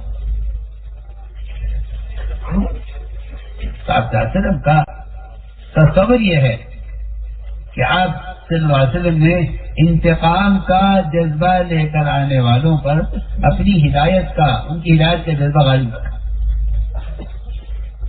ان کی ہدایت کا جذبہ آپ کے دل میں تھا، اس کو غالب رکھا ان کے انتقام کے جذبے پر. اگر خدا نہ کرے ہم اور ہمارے مقابل کا جذبہ ایک ہے تو ہم انتقام یا انتقام چاہتے ہیں، تو جہاں انتقام کے جذبات ہوتے ہیں وہاں ہدایت کا انتظام نہیں ہوتا. جہاں انتقام کا جذبہ نہیں ہوتا وہاں ہدایت کا انتظام ہوتا ہے. ایک سینکڑوں قصے ہیں. آپ صلی اللہ علیہ وسلم کے قتل کے حادثے میں عمر بن وحد آئے، وہ اسلام میں داخل ہوئے. آپ کو زہر دینے والے، آپ کو گرفتار کرنے والے خود اسلام میں داخل ہوئے. میں نے عرض کیا کہ پہلے اصول یہ بتائیں کہ آپ غلطی کرنے والے کے ساتھ معاملہ شفقت کا کریں تاکہ آپ اس کو قریب کر کے اصول بتلائے تو اصول ہے. بے اصولیاں کیوں ہوتی ہیں؟ بے اصول ہو جاتی ہے دو وجہ سے. یا تو اسے اصول معلوم نہیں ہے، یا اس سے بے وصولی جو ہوئی ہے اس کے کسی عذر کی وجہ سے ہوئی ہے. بہت اہم بات ہے. ساتھی وصول کرنے والوں سے ڈر پڑتے ہیں اور یہاں تک فیصلہ کر لیتے ہیں کہ یہ آدمی ہماری جماعت میں سے نہیں. یہ عالمی سطح پر ایک بہت بڑی غلطی کام کرنے والوں سے ہو رہی ہے کہ ہماری جماعت میں سے نہیں. جو قرآن یہ کہتا ہے کہ اگر تمہارا خیال کسی شخص کے بارے میں یہ بھی ہے کہ آدمی مومن نہیں ہے، کافر ہے، تو تم اس کو یہ مت کہو لستا مومنہ، کہ تم اسے یہ مت کہو کہ تم مومن نہیں ہے. اگر تمہیں شبہ ہے، اگر تمہیں کسی انسان کے بارے میں شبہ ہے کہ یہ کافر ہے یا مومن ہے، تب بھی تمہیں اجازت نہیں ہے کہ تم اس کو کافر کہو. اب سوچیے، میں نے عرض کیا کہ یہ ایک عالمی بیماری پھیل گئی ہے کہ آدمی ہمارا آدمی نہیں. انہوں نے خیانت کی ہے، انہوں نے غلطی کی ہے، انہوں نے بے وصولی کی ہے، اس کو نکال دیا جائے. غلطی کیا ہے؟ کیا تو واقعہ سنا. اس واقعے سے معلوم ہوگا کہ کوئی بے وصولی کسی عضو کی ایسی ہو سکتی ہے. ایک صحابی تھے حاتم بن ابی بلتعہ. آپ صاحب نے مکہ مکرمہ پر حملے کا ارادہ کیا، اس کے لیے چھپ کر آپ نے تیاری کی. ظاہر بات ہے کہ دن کی تیاریاں دشمن سے چھپا کر کی جاتی ہیں. تیاری کر رہے تھے آپ، تو انہوں نے آپ صلی اللہ علیہ وسلم کے اس راز کو اور چھپ کر تیاری کرنے کی مشرکین مکہ کو خبر کرنی چاہیے. خط لکھا ان کو کہ محمد صلی اللہ علیہ وسلم تم پر حملے کی تیاری کر رہے ہیں. اور یہ اتنی بڑی غلطی تھی جس کو نعوذ باللہ ثم نعوذ باللہ جاسوسی کہا جائے. یہی ہے کہ نعوذ باللہ یہ آدمی منافق ہے. یہ انہوں نے خط لکھ دیا. ادھر خط کرا مدینہ منورہ سے کفار کے نام، ادھر وحی آ گیا آسمان سے، کیونکہ اللہ تعالیٰ اپنے نہیں جو محافظ ہیں، وہ جو خیانت کرے گا وہ پکڑا جائے گا. سیدھی بات. ادھر سے وحی آ گئی، یہ دو آدمیوں کو بھیجو، اور وہ جا کر خط لے کر آئے. ایک عورت ملی راستے میں، جہاں کو فرمایا تو وہاں عورت ملی، وہاں سے اس کا خط دیا. صحابہ نے جا کر آپ کا پیش کیا. خط کھل گیا. خط میں لکھا ہوا تھا کہ محمد صلی اللہ علیہ وسلم مکے میں آنے کی تیاری کر رہے ہیں اور اس میں اپنا انتظام کر لو. اور یہ خبر کر دی ان کو. آپ نے بلایا حاتم کو. حاتم کیا بات؟ اتنی بڑی بات صاف ہو گئی، وہی سے پتہ چل گیا کہ انہوں نے خیانت کی ہے اور جاسوسی کی ہے. اس میں کوئی شک نہیں ہے کہ اب حاتم سے کوئی اس کی تصدیق کرائی جائے. آسمان تم سے ہو گئی اور کیا چاہیے؟ بہت اہم بات کرو. ہمارے ایسے میرا حوالہ لیجیے، یہ منافق ہے، اسے قتل کرے. نہیں، ہمارا ایسا نہیں ہے، یہ ہمارا ساتھی ہے، اس سے یہ غلطی ہوئی ہے. اس سے پوچھو تم سے یہ غلطی کیوں ہوئی. قربان جائیے محمد صلی اللہ علیہ وسلم کی اس شفقت اور محبت کو کہ ایک شخص آپ کے دشمن کو آپ کے اندر کی بات جا کر بتا رہا ہے اور آپ سمجھ کہ نہیں عمر یہ مت کہو یہ منافق ہے. یہ تو بدری صحابی ہیں. اللہ نے بدری معاشی کہ تمہیں تو اللہ بخش چکے ہیں، تم جو چاہے کرو. عمر ایسا نہیں. یہ پوچھو اس سے کیا وجہ کیا ہو سکتی. حاتم سے کیوں کیا حاتم نے آج کیا رسول اللہ بات اصل یہ ہے کہ اگر پوری دنیا کو بھی پتہ چل جائے کہ آپ خود صاحب کی تیاری کر رہے ہیں، اللہ تعالیٰ کی مدد آپ کے ساتھ ہے، اللہ آپ کو غالب کرتے رہے. یہ مرے تم نے ایسا کیوں کیا؟ میرے بچے وہاں ہیں، ان کا کوئی دیکھنے والا نہیں ہے. میں نے کفار پر احسان کیا تھا تاکہ میری احسان کے بدلے وہ میرے بچوں کی حفاظت کر لیں، اس لیے مجھ سے غلطی ہو گئی. آپ صلی اللہ علیہ وسلم نے ان کی غلطی کو تسلیم کیا، ان کے عذر کو تسلیم کیا، اس لیے اس کام کو اصول ہے. یہ جو قربانی دیا ہوا حملہ ہے اس کو بجائے متہم کر کے ضائع کرنے کے ان کی غلطیوں کی اچھی تعبیر کرو. غلطی کی تعبیر کرنا یہ خلفاء راشدین کا، صحابہ اکرام کا ایسا معمول رہا ہے. میں نے کیا یہ واقعہ حضرت علی کیا ایک چور لایا گیا پکڑ کر، اس نے چوری کی ہے. حضرت اس کی چور نے اعتراف کر لیا، چور نے اعتراف کر لیا چوری کا، اور اونٹ چرایا گیا تھا. حضرت نے پوچھا کہ آپ نے اونٹ چرایا کہ جی میں نے اونٹ چرایا. حضرت تعلیم کی فرمایا نہیں، مومن چوری نہیں کرتا، وہ تم اپنا اونٹ سمجھ کر کھول رہے ہوں گے. وہ اونٹ ساری ایک شکل کے ہوتے ہیں، وہ کسی دوسرے کا نکلا، انہوں نے تمہیں چور بنا دیا. ایسا ہو گیا ہوگا. ہم تو چور تیار کریں اور وہاں معترف چور اعتراف کر رہا ہے چوری کا، حضرت یہ ہوگا کہ نہیں مومن چوری نہیں کر سکتا. تم اپنا اونٹ سمجھ کر کھول رہے ہوں گے، وہ کسی دوسرے کا نکلا، لوگوں نے تمہیں چور بنا دیا. کہ ایسا نہیں ہے، میں نے چوری کی. پہلی کوشش تو یہ ہوئی کہ تعویل کر کے اس کی چوری ثابت بھی نہ ہو. جب چوری ثابت ہو گئی تو فرمایا بلاؤ جلاد کو، بلاؤ اس کا ہاتھ کاٹنے کے لیے. جلاد آ کر بیٹھ گیا. حضرت اللہ تعالیٰ مجلس سے اٹھ کر چلے گئے اور کہہ کر گئے کہ جب تک میں نہ آؤں کچھ مت کرنا. سطح تشکیل آئے، آ کر پوچھا چور سے تمہیں چوری کی؟ باتیں ہو چکی، وہ اعتراف کر چکا. اب آپ حق قائم کیجیے، چور اس کو چور ثابت کر کے اس کا ہاتھ کاٹیے. پوچھا چور سے تمہیں چوری کی ہے؟ اس چور نے کہا نہیں کہ میں نے چوری نہیں کی. فرمایا جاؤ چھٹی تمہاری. لوگوں نے کہا نہیں کیا آپ نے؟ فرمایا میں نے اس کو پکڑا تھا اس کے اعتراف پر، اس کے اقرار پر، اور چھوڑ دیا اس کے انکار پر. مومن کہہ رہا ہے میں نے چوری نہیں کی، تو کیوں پکڑو اسے؟ یہ ایک مزاج بنایا تھا امت کو بنانے کا اور امت کی اجتماعیت. اب سوائے تہمتوں کے الزامات کے کوئی کام نہیں رہ گیا ہے.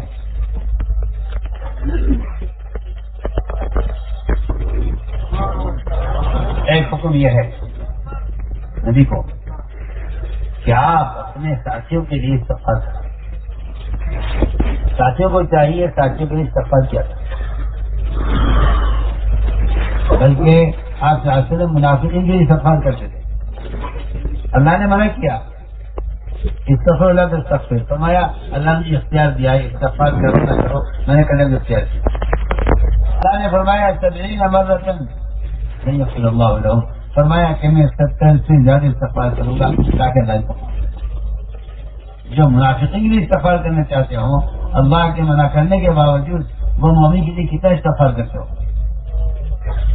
میں نے عرض کیا کہ ایک چوتھا کام یہ ہے امت کی اجتماعیت کے جو 4 کام میں نے عرض کیا: شفقت اور عفو اور استغفار، اور چوتھا کام مشورہ. یہ بہت اہم ہے. آپ ان سے مشورہ کیجیے، ان سے رائے لیجیے. سمجھتے تھے کہ جو ساتھی سے رائے نہیں دے گا وہ ساتھی سے کام کیسے لے سکے گا؟ یہ رائے لیں گے سے کام کرو. ایک مثال کرتا ہوں. آج اگر میں شادی ہے، آپ کی بیٹی، آپ کی اختیاری بیٹی کی شادی آپ جائے کر دیں. اگر آپ آئندہ اقارب کو جمع نہیں کریں گے، ان سے رائے نہیں لیں گے، تو یہ آپ کی تقریب میں شریک نہیں ہوگی. چھوٹے سے مثال دے رہا ہوں. ایک گھر کی خالہ سے پوچھو، دایا سے پوچھو، چچا سے پوچھو، رشتہ آیا ہے بچی کا، فرا سے پوچھو، برا سے پوچھو. ایک مثال کر رہا ہوں. ایک کافرہ بلقیس سورج کی پجاری، صبح علیہ السلام نے اس کو خط لکھا. اس نے کہا میں کوئی فیصلہ نہیں کروں گی، اپنے سارے وزراء سے رائے لیے بس. ایک کافرہ، ایک سورج کی پجاری مجھے کہہ رہی ہے کہ میرے پاس پیغام آیا ہے صبح السلام کی طرف سے، دعوت نامہ آیا ہے، میں کوئی فیصلہ نہیں کروں گی تم سارے وزراء کی رائے کے بغیر. میں کوئی فیصلہ نہیں کروں گی. میں کچھ وقات یاد کرنا میں آتا تھا. ان سارے وزراء نے یہ کہا نحن العقوبۃ والباسی شدید ولم الیک فضل وعدۃ عاملین. ہم سب کے سب بڑے جنگجو، بڑے طاقتور ہیں. ہم سب آپ کے حکم کے تابع ہیں. جو فیصلہ آپ چاہے کریں، ہم آپ کا تابع ہیں. آپ غور کریں کہ باطل کی اپنی طاقت وہ خود بیان کر رہے ہیں.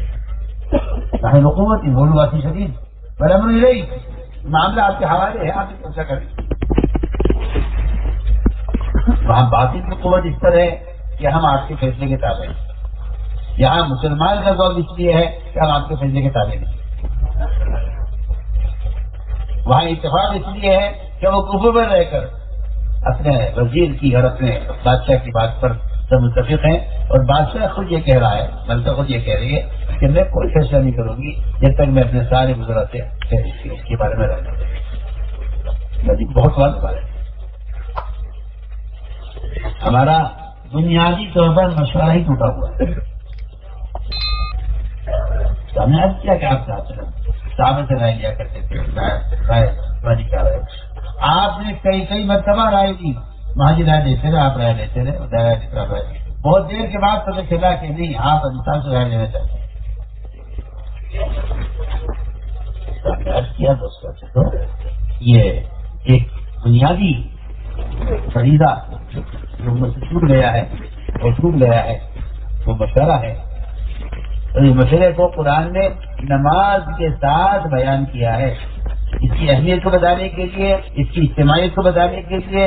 اس کا پورا مشورہ نماز کی صفت پر ہے، اگر کسی کو عقل ہے تو وہ غور کر لے اس پر، یہ پورا مشورہ نماز کی صفت پر ہے۔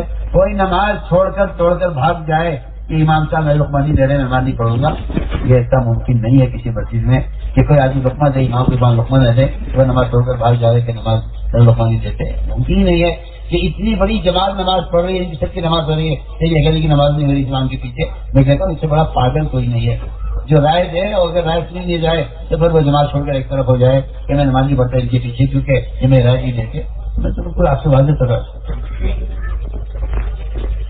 سارا مشورہ نماز کی صفت پر ہے۔ ایک امام کا ہونا جس طرح نماز میں لازم ہے، اس طرح ایک ذمہ دار کا امیر کا ہونا جو ہے وہ مشورے میں لازم ہے۔ امام بھول گیا، امام کو لقمہ دے گا، لقمہ کون دے گا؟ بازار میں چلنے والا آدمی، باہر بیٹھا ہوا آدمی۔ لقمہ وہ دے گا جو امام کے ساتھ اس کی نماز میں شریک ہے، وہی لقمہ دے سکتا ہے۔ آپ جانتے ہیں کہ احناف کا مذہب یہ ہے کہ اگر کوئی نماز سے باہر سے لقمہ دے گا اور امام لقمہ دے گا تو نماز سب کی فرض ہو جائے گی۔ یہ تو صحیح بات ہے، صحیح بات ہے۔ آپ گشت میں آئیے، آپ ماحول میں آئیے، آپ جماعت کے ساتھ جڑیے، آپ اجازت پر آئیے، رائے دیجیے۔ تو آدمی سارے نماز کے سارے اعمال میں شریک نہیں ہے، تو امام کو لقمہ کیسے دے سکتا ہے؟ جو سارے کام میں شریک نہیں ہے وہ آ کر رائے کیسے پیش کر سکتا ہے؟ یوں کر لو، میں نے 7,000 کر دیا آپ سے کہ پورا مشورہ 100% نماز کی صفت پر ہے۔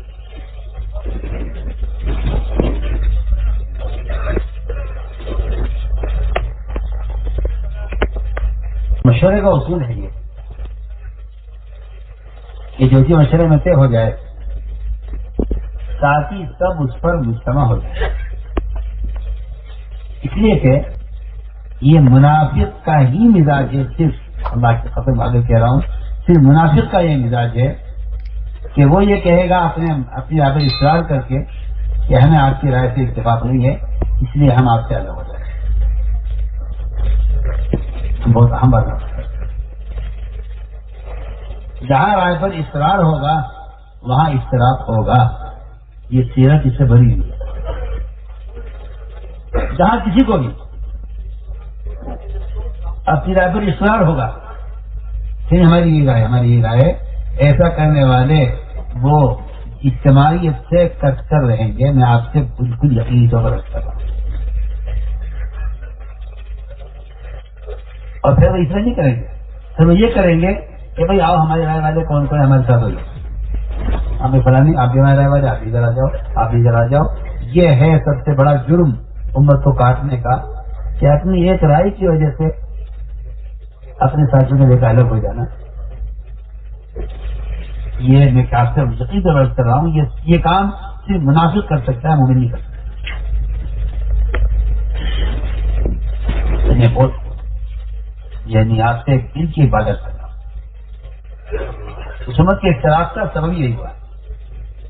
میں مثال کرتا ہوں، دھیان سے سننا. اور خود کا موقع ہے. آپ سے نے سارا مشورہ کیا کہ کیا رائے ہے. بعض اگر مقابلہ کریں, مدینے میں رہ کر مقابلہ کریں, مختلف رائے آ گئی. بعض کی رائے یہ تھی کہ مدینے میں رہ کر مقابلہ کرے. نوجوانوں کا جذبہ تھا باہر نکل کر مقابلہ کرنے کا. جب رائے آ گئی تو ظاہر بات ہے کہ 100 رائے ہیں, 50 رائے ہیں, تو رائے ایک ہو جائیں اسی کے لیے فیصلہ ہوتا ہے. رائے کو ایک کرنے کے لیے فیصلہ ہوتا ہے. اور فیصلے کا مقصد یہ ہوتا ہے کہ اب دن میں رائے باقی نہیں ہونی چاہیے. آپ نے فیصلہ یہ فرمایا کہ باہر نکلنا ہے. منافقین کا سردار عبداللہ بن ابی بن سلول اس نے کہا نہیں کہ ہماری رائے تو باہر نکلنے کی نہیں ہے, ہماری رائے تو یہ ہے کہ ہم مدینے میں رہ کر مقابلہ کریں. ہمارا تجربہ ہے, یہ ہمارا تجربہ ہے, ہمارا پرانا تجربہ ہے, ہم تجربے کی بنیاد پر کہہ رہے ہیں.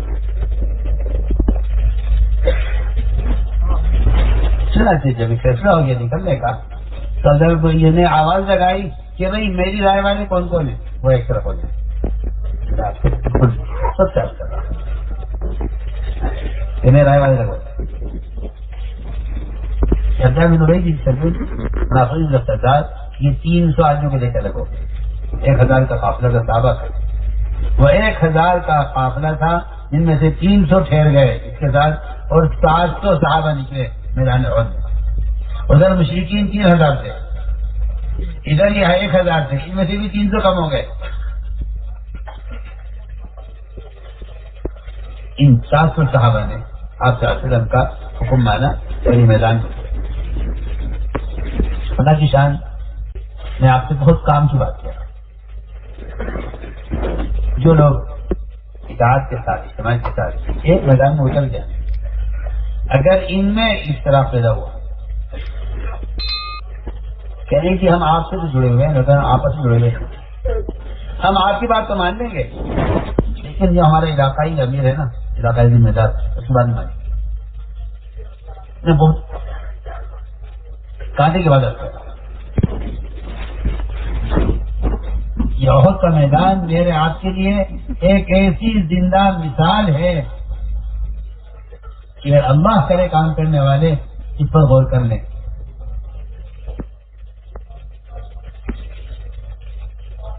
چنانچہ 700 میدان میں اترے اور اللہ تعالیٰ نے ان 700 صحابہ کو غالب کیا 3000 پر, اور بہت سا مال میں چھوڑ کر دشمن بھاگا.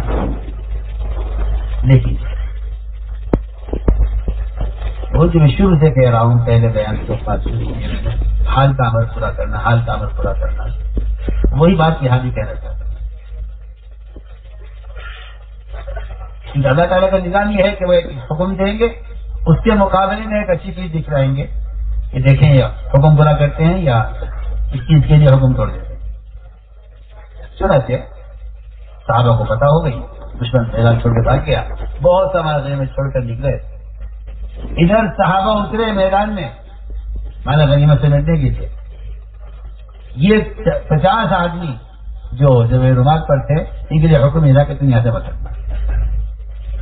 انہوں نے جب دیکھا کہ یہ لوگ ہمارا غنیمت سمیٹ رہے ہیں, ہم رہ جائیں گے, تو مال غنیمت کی فضیلت میں, اس کے شوق میں انہوں نے اپنے ایک علاقائی ذمہ دار عبداللہ بن زبیر جو ان کے امیر تھے 50 آدمیوں پر, ان پر اصرار کیا کہ آپ ہمیں لکھے. نہیں, اللہ کے رسول کا حکم یہ ہے فتح ہو جائے تب بھی یہاں سے نہیں ہٹنا ہے, اور اگر شکست ہو جائے اور ہماری لاشیں پڑی ہوئی ہوں زمین پر اور پرندے آسمان سے اتر کر ہماری لاشیں سے گوشت کھا رہے ہوں, ان پرندوں کو اڑانے کے لیے یہاں سے مت ہٹنا. یہ ہدایات کیا آپ طرف سے.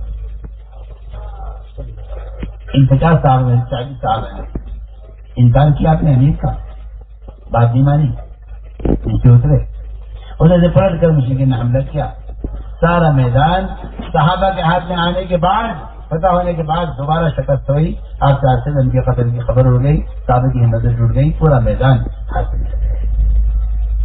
بہت آپ سے ضروری بات ہے. یہ میرے دوستوں عزیزو سمجھداری سے کام کرو، اپنے جذبات کو اس حد تک پہنچا دینا کہ وہ نافرمانی پر کھڑا کر دے اور بغاوت پر کھڑا کر دے، یہ کوئی عقل مندی کی بات نہیں۔ اس لیے میں نے عرض کیا کہ جہاں حال کا عمل پورا ہوا ہے وہاں میں عرض کر چکا ہوں فتح مکہ اسی حال کے عمل کے پورا کرنے پر ہے حدیبیہ میں، اور جہاں حال کا عمل ضائع ہوا ہے وہاں فتح کے ساتھ ساتھ شکست آئی ہے فوراً۔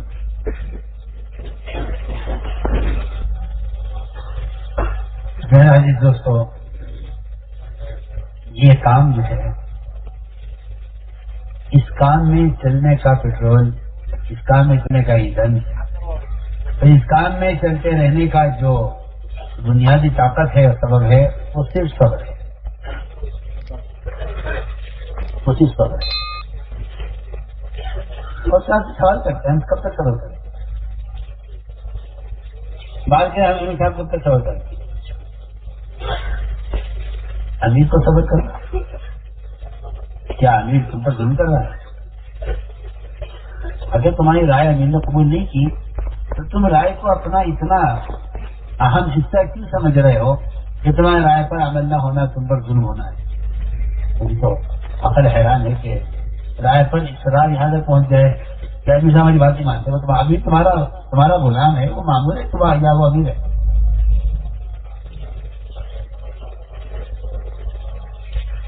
تو میں نے عرض کیا کہ حضور اکرم صلی اللہ علیہ وسلم نے اپنے صحابہ کے صبر کا ایک اندازہ کیا کہ میں دیکھوں تو صحیح صبر کب تک سکتے۔ ابو ذر نے فرمایا، ابو ذر مچھلی جو ہے اور کیا اللہ میرا گھر نہیں ہے، مچھلی میں رہتا ہوں۔ ابو ذر ہمارے دنیا سے جانے کے بعد تم پر حالات آئیں گے، تم مدینے سے نکالے جائے گا، اب جا کر میں ملک شام چلا جاؤں گا، اب امجا کی زمین ہے وہاں جا کر رہوں گا۔ فرمایا ملک شام والے تمہیں نکالیں گے وہاں کے عمرا، تو تم کیا کرو گے؟ میں مدینہ آ جاؤں گا، یہاں آ کر رہوں گا۔ فرمایا مدینے والے تمہیں پھر نکالیں گے، پھر کیا کرو گے؟ تو عرض کیا کہ پھر میں تلوار لے کر ان کا مقابلہ کروں، میں ہرگز نہیں۔ ابو ذر ہرگز نہیں، ایسا مت کرنا ابو ذر، جہاں یہ تمہیں تقاضے پر بھیجے امیر ان کی مان کر چلتے رہنا، اور جہاں تمہیں ساتھ لے کر جانا چاہیں تم ان کے ساتھ چلتے رہنا۔ تم اسی حالت پر مجھ سے آ کر قیامت میں ملنا حوض کوثر پر، گویا کہ صبر کی جو مدت ہے وہ حوض کوثر تک ہے۔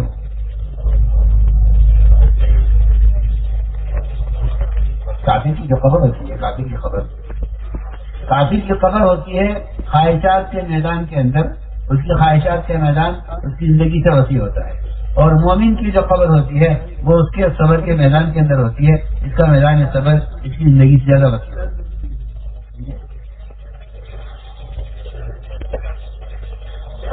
سنت یہ ہے کہ اگر مشورے کے فیصلے کے بعد کسی کے دل میں کوئی رائے آتی ہے تو وہ اس رائے کے لیے ماحول نہیں بناتا تباہ۔ میں بہت کام کی عبادت کر رہا ہوں، اور انشاءاللہ مجھے امید ہے کہ جو میں عرض کر رہا ہوں انشاءاللہ وہ آپ کریں گے۔ میں سنی کر میں بہت نقصان ہو چکا ہے، اور اب میں عرض کر چکا ہوں کہ جو میدان میں اتر جائیں ان کو چاہیے کہ وہ ایک پل برابر بھی اپنے علاقائی ذمہ دار کی نافرمانی کریں۔ وہ عادت یہ بن گئی ہے کہ ہمیں رائے نہیں مان لینا، کیونکہ ہم اپنا مشورہ الگ کر لیتے ہیں، ہم اپنی مسجد الگ بنا لیتے ہیں، یہ ایک عادت بن گئی ہے۔ اور یہ ایک ایسی عادت من سن سنۃ سیئۃ فعلیہ وزرھا وزر من عمل بہا، یہ حدیث ہے کہ جو آدمی کو ایسا غلط طریقہ جاری کرے گا، قیامت تک اس غلط طریقے پر عمل کرنے والوں کا گناہ اسی شخص کو ملتا رہے گا جس نے غلط سے غلط طریقہ جاری کیا۔ تو میں اس کا طریقہ عرض کر رہا ہوں، تو بہت اہم بات ہے، اور سنت اور حدیث نے اور صحابہ کے عمل نے اس کا طریقہ بتایا ہے۔ اس کا طریقہ کیا ہے؟ فیصلہ ہو چکا ہے کسی معاملے میں، اس فیصلے کے بعد کسی ساتھی کے دل میں کوئی رائے آتی ہے، فیصلہ تو ہو گیا، لیکن اگر اس کے بجائے یوں ہو جاتا تو ایک راستہ تو شیطانیت کا ہے، سیدھا سیدھا وہ شیطانی کا راستہ یہ ہے کہ یہ لوگوں سے ملاقاتیں کر کے کہے کہ بھائی فیصلہ بھی ہوا ہے مگر ہماری رائے ہے، تمہاری کیا رائے؟ اس طرح یہ اپنے رائے کے لوگ تیار کر لیں. جو میں عرض کر چکا ہوں کہ عبداللہ بن ابی مسعود نے یہی کیا تھا.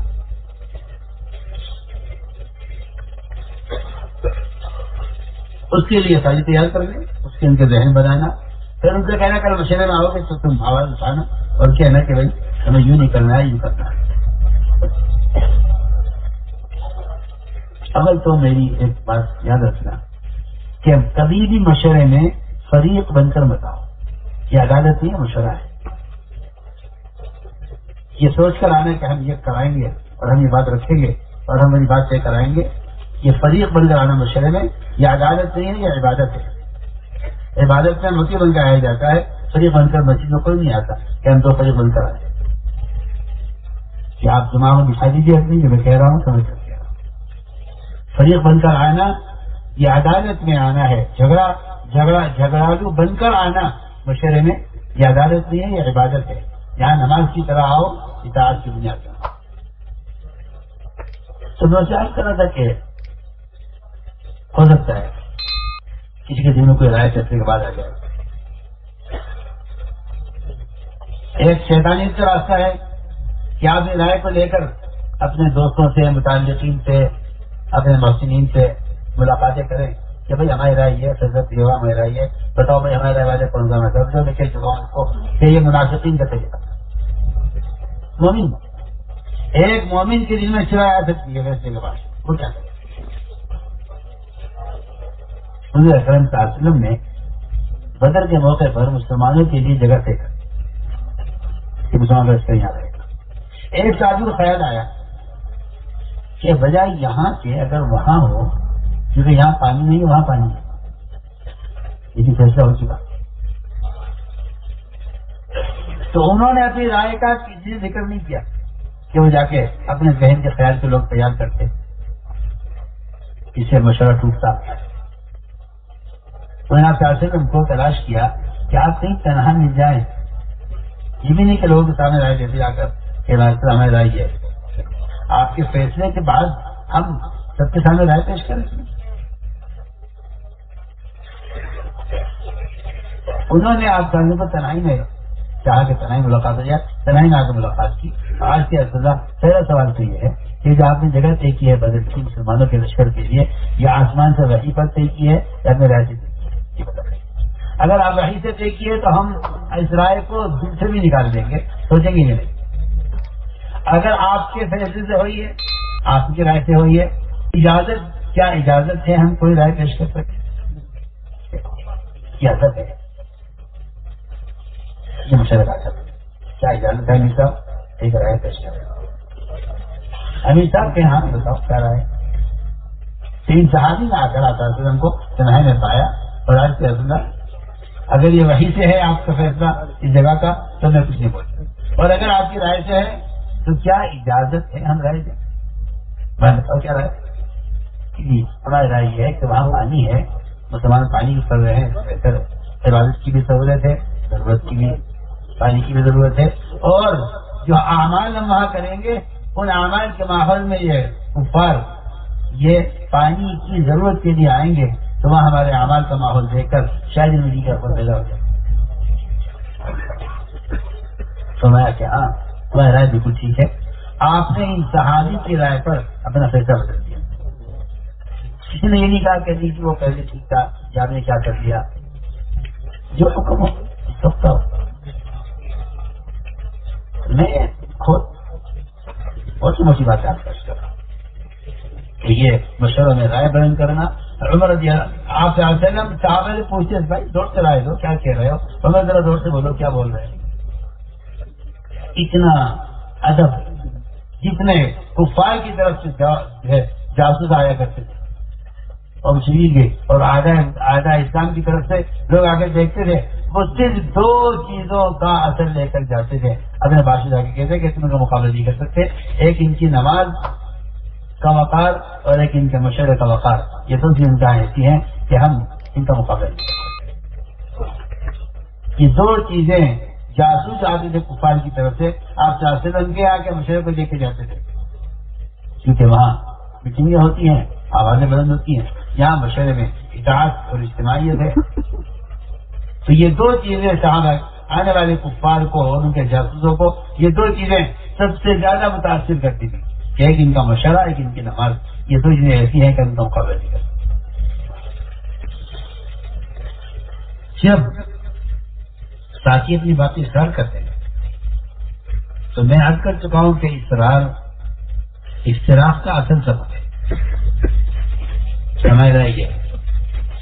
پھر وہ یہ کہتے ہیں ٹھیک ہے ہماری یہ رائے ہے، اس لیے ہم اپنا کام الگ کر لیتے ہیں، اپنا شراب الگ کر لیں، ہم شراب الگ کر لیتے ہیں۔ اور اتنا ہی نہیں بلکہ وہ اختلاف کے لیے اپنی مسجد بنا لیں گے۔ میں بہت بنیادی بات کر رہا ہوں اور قرآن سے سیرت سے کر رہا ہوں، کیوں نہیں مسجد بنائیں کہ بھیا مسجد الگ بناؤ، اس لیے کہ ہمارا ان کے ساتھ ہماری رائے پر عمل نہیں ہو رہا ہے، ہماری مسجد الگ ہونی چاہیے۔ کیونکہ مسجد جو بنتی ہے، مسجد تو عبادت اجتماعیت کی بنیاد پر ہے۔ ایک مسجد ہے جس میں امام حنفی ہے، پیچھے شافعی، مالکی، حنبلی، ایک مسجد ہے جس میں امام حنبلی ہے، پیچھے چاروں مذہب کے لوگ نماز پڑھ رہے ہیں۔ لیکن یہ کہنا کہ نہیں کہ ہماری مسجد الگ ہوگی، کیونکہ ہمیں آپ کے کام سے اختلاف ہے۔ تو مسجد کو الگ کرنا تفریق کی بنیاد پر، ہماری بات کو توجہ سننا، مسجد کو الگ کر لینا اپنا تفریق کی بنیاد پر، اس کی جب مذاہب میں گنجائش نہیں ہے تو اگر ایک مذہب والے کو یہ کام گنجائش ہوتا ہے۔ میں بہت بنیادی سوال آپ سے کرتا ہوں، جو مذاہب اربعہ مذاہب حق ہیں ان میں مسجد کو تقسیم کرنے کی نہ کہیں گنجائش ہے، نہ دنیا میں کہیں اس کی مثال ہے۔ یہ مثال آپ نے قائم کی ہے کہ ہماری مسجد الگ ہو جائے، ہم اپنی مسجد الگ بنا لیں گے، ہمارے بنا دو تاکہ تم بھی کام کرو، اپنے کام کرو۔ جس جگہ کو مشورے سے طے کر دیا جائے اس کے علاوہ کوئی جگہ قائم کرنا، یہ قرآن کہتا ہے کہ یہ تفریق کی بنیاد پر بنی ہے مسجد۔ کام کھول کے سنیں سب۔ چنانچہ میں دل چاہتا ہے کہ واقعات کروں کہ چند نوجوان اپنے جذبے میں شراک ہوئے اور انہوں نے مسلمانوں کے درمیان تفریق پیدا کرنے کے لیے الگ مسجد تیار کی۔ دیکھو قرآن سے تفریق قائم ہو گئی، امام کے درمیان صرف تفریق پیدا کرنے کے لیے الگ مسجد تیار کی۔ کوئی گھر نہیں بنایا، کوئی حال نہیں بنایا، کوئی بلڈنگ نہیں بنائی، مسجد بنائی، مسجد کا نام رکھا، مسجد کے نام سے ایسی بنائی، وہاں یہ لوگ اکٹھے ہوئے۔ تو اللہ تعالیٰ نے حکم دیا اپنے نبی صلی اللہ علیہ وسلم کو کہ رسول اللہ یہ مسجد تفریق کی بنیاد پر بنی ہے، آپ اس میں ہرگز قدم مت رکھیں، لا تقم فیہ ابدا۔ اس کے مقابلے پر مسجد پرانی مسجد ہے، اس کا رقم نہ ویڈیو پہلا پرانا مرکز، پرانی مسجد جس کی بنیاد تقوی پر رکھی گئی ہے، آپ وہاں جڑیے، وہی نماز پڑھیے، وہی عبادت کیجیے، آپ وہیں جمیے، اور یہ جو نئی جگہ بنائی ہے اس میں آپ ہر قدم نہ رکھیں۔ نے فرمایا، حکم دیا کہ جاؤ لکڑیاں اکٹھی کرو، اور یہ جو مسجد بنائی ہے انہوں نے اس کو جلا۔ مسجد بنانے والے کے لیے تو جنت کا گھر بنتا ہے، اس کے لیے فضائل ہیں، میں آگ لگا دوں۔ صحابہ آپ نے حکم دیا، صحابہ نے لکڑیاں اکٹھی کی، اس کو جلا کے ختم کر دیا، اور وہ جو جگہ آئی تھی وہ ختم ہو گئی اور زمین خالی ہو گئی۔ آپ نے چابی سے فرمایا کہ دوبارہ بعد مکان نہیں ہے نا تو یہ جگہ لے لو اور یہاں میں گھر بنا دو۔ دیکھیں مسجد جہاں بن جائے وہ تو مسجد ہے قیامت تک کے لیے، اس پر کسی کا مکان بننے کا مطلب ہے وہ یہاں مکان بنا دو۔ ان صحابی نے اس مسجد کی جگہ پر مکان بنایا اپنا، اور مکان بنا کر رہے اس میں، وہ صحابی کہتے ہیں اس مسجد کی جگہ پر میں گھر بنا کر رہا، پوری زندگی بے اولاد رہا، اور کسی مرغی نے میرے گھر میں انڈوں میں سے بچے نہیں نکالے، اور کسی کبوتر نے میرے گھر میں گھونسلہ نہیں بنایا۔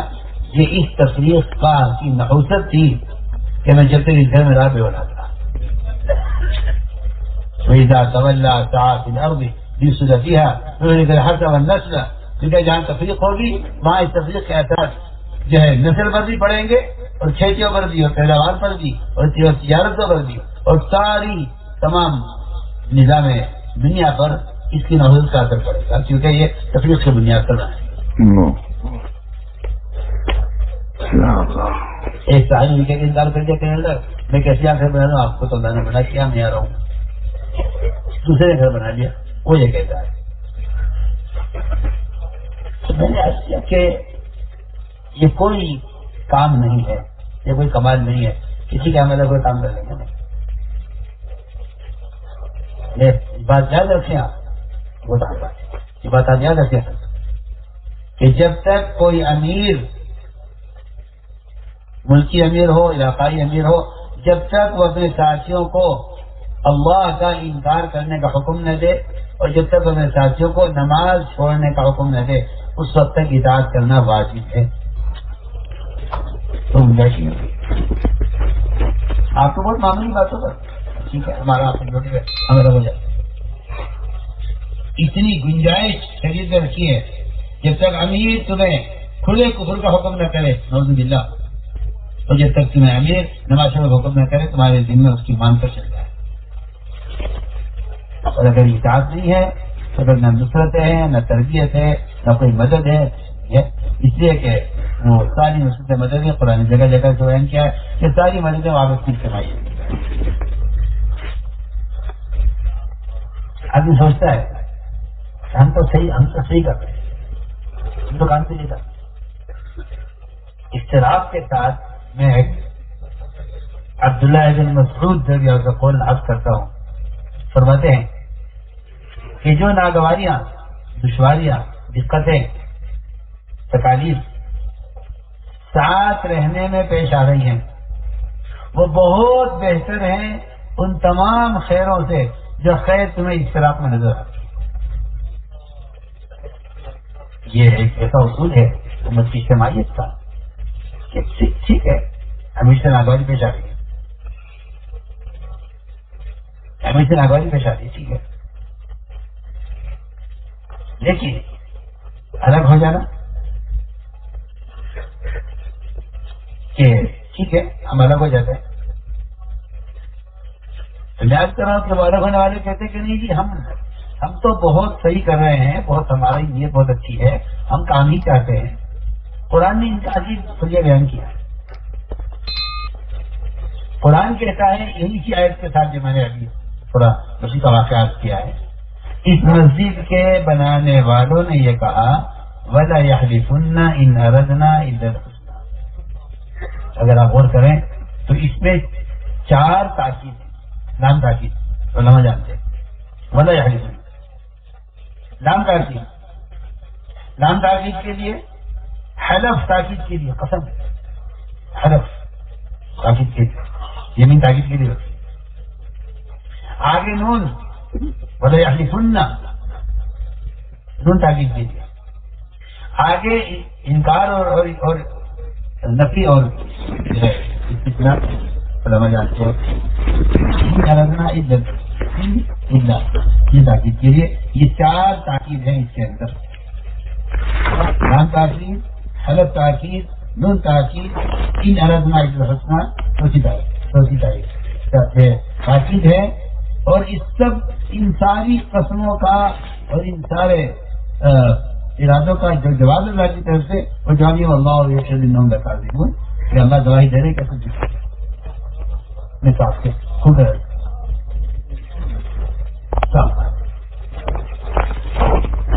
سب کا جواب اللہ کی طرف سے ہے۔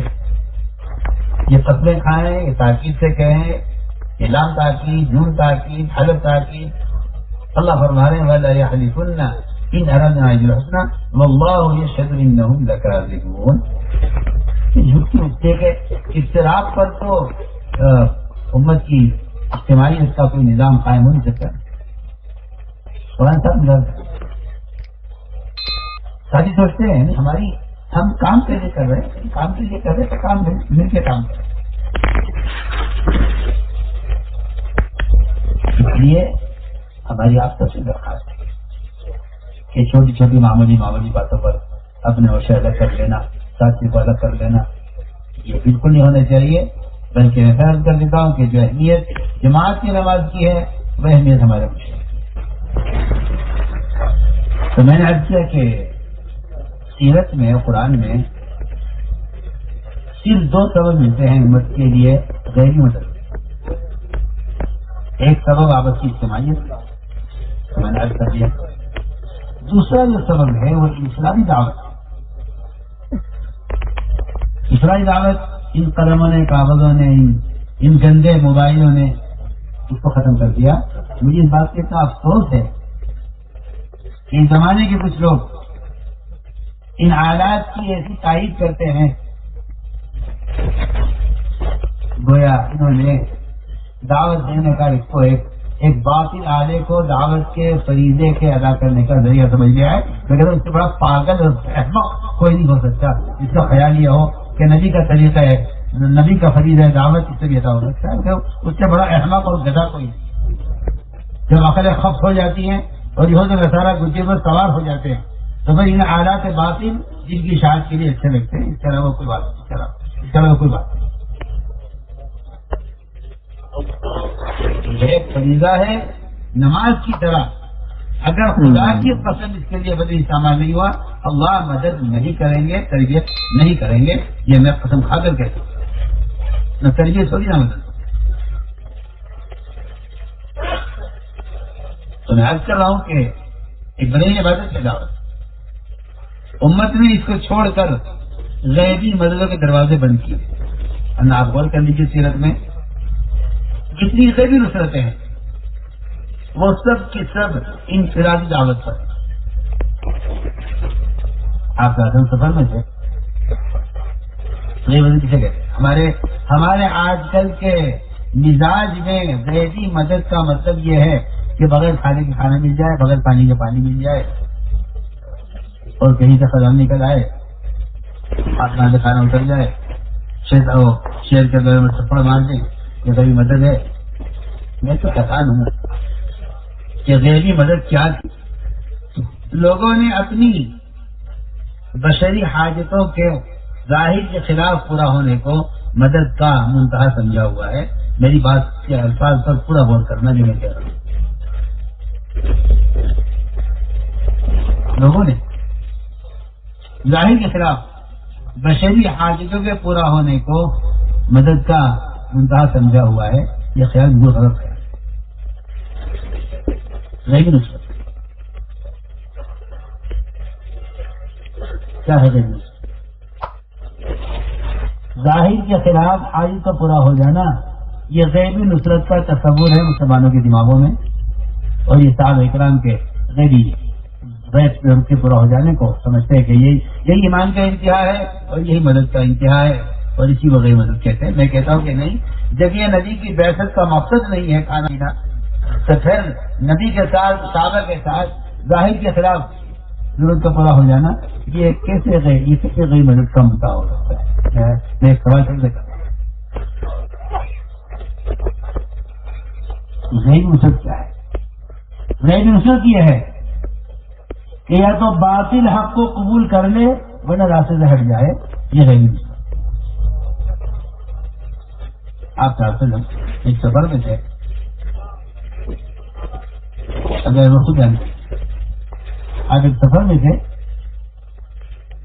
اچانک ایک شخص کا آگے گزرتے ہوئے دیکھا، آپ نے آگے بڑھ کر اس کو دعوت دی.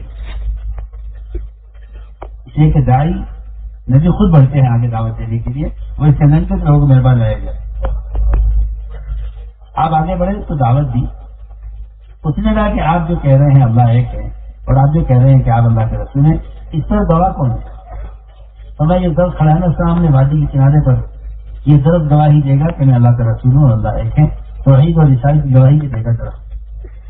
ان کا میرے صحابہ ہیں ایمان لا چکے ہیں، تم بھی لے آؤ، ان سے پوچھ لو، یہ سب گواہ ہیں میرے نبی ہے کہ یہ گواہ ہیں میرے صحابہ. آپ نے گواہی کے لیے صحابہ کو پیش نہیں کیا، گواہی کے لیے اس طرف کو طلب کیا جس طرف باقی کنارے پڑتا. طرف زمین پھاڑتا ہوا آیا آپ کے سامنے آگے پڑا ہوا. آپ نے 3 مرتبہ اس سے گواہی دی، 3 مرتبہ گواہی دی کہ بے شک آپ اللہ کے رسول ہیں.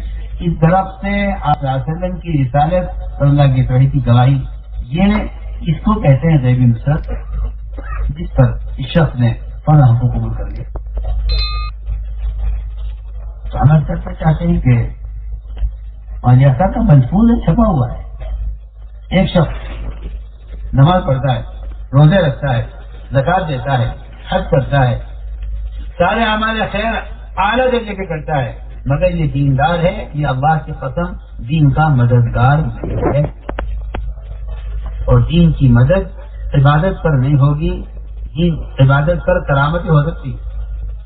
سنو میں کیا کہہ رہا ہوں، آپ کی عبادات پر کرامتیں ہو سکتی ہیں، لیکن آپ کی عبادات پر مصیبتیں نازل ہو جائیں، اس کا کئی ثبوت کئی ثابت.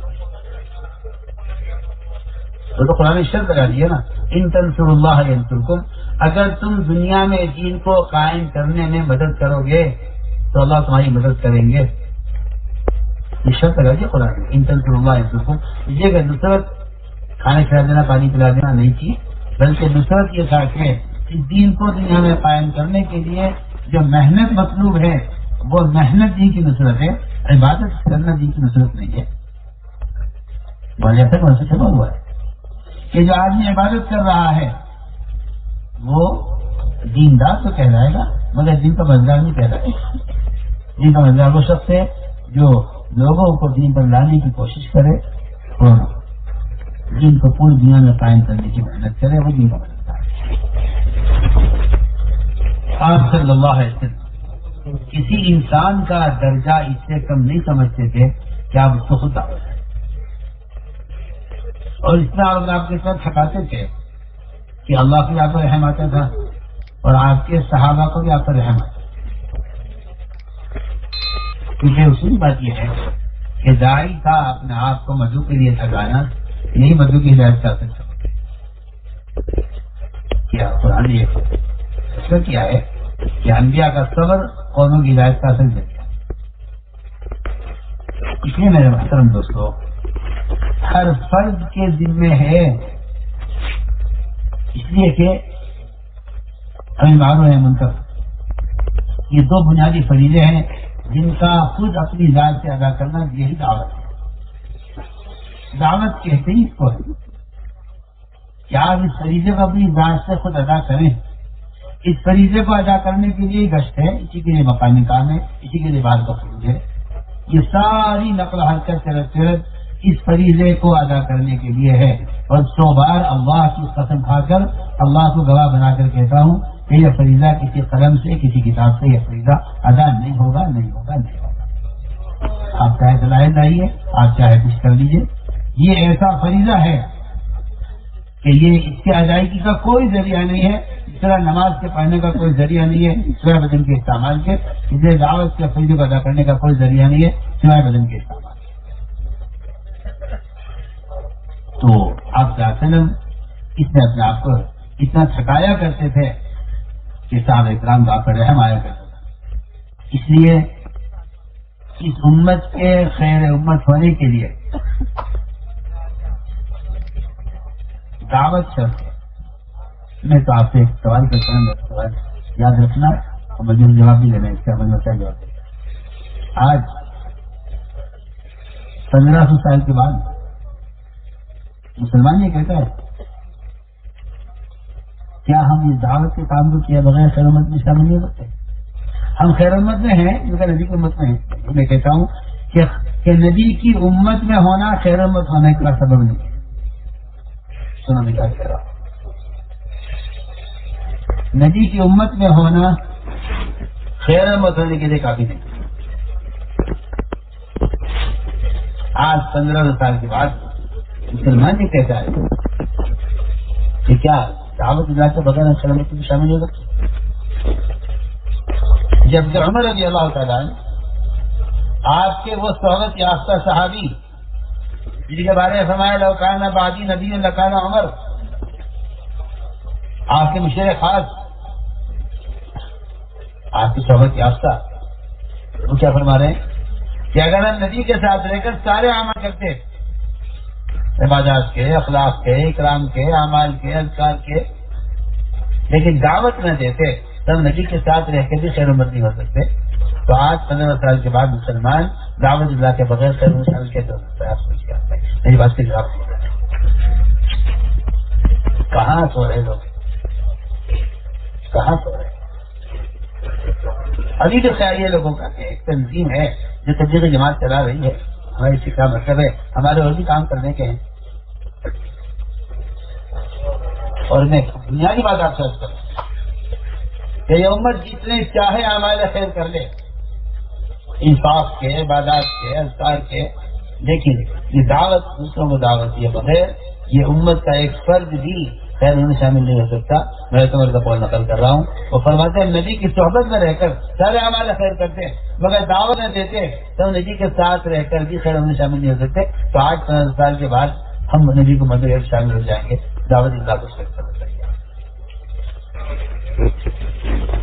میرے دوستوں، اس راستے میں اللہ کا عمل سمجھ کر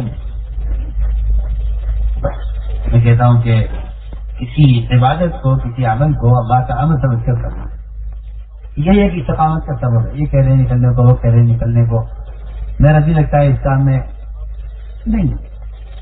تمام چیزوں پر جو سب سے بڑا غلبہ ہے وہ اللہ کے عمل کا غلبہ ہے. جس کام کو اللہ کے عمل کے بغیر کیا جا رہا ہے اس کام کو نہ چھوڑنے کا خوف ہوگا نہ کرنے کا شوق ہوگا. جس کام کو اللہ کا عمل سمجھ کر کیا جائے گا اس کام کو آج اللہ کا عمل سمجھ کر استقامت کے ساتھ وہی کام ہو سکتا ہے تو اللہ کا عمل سمجھ کر کیا جائے گا.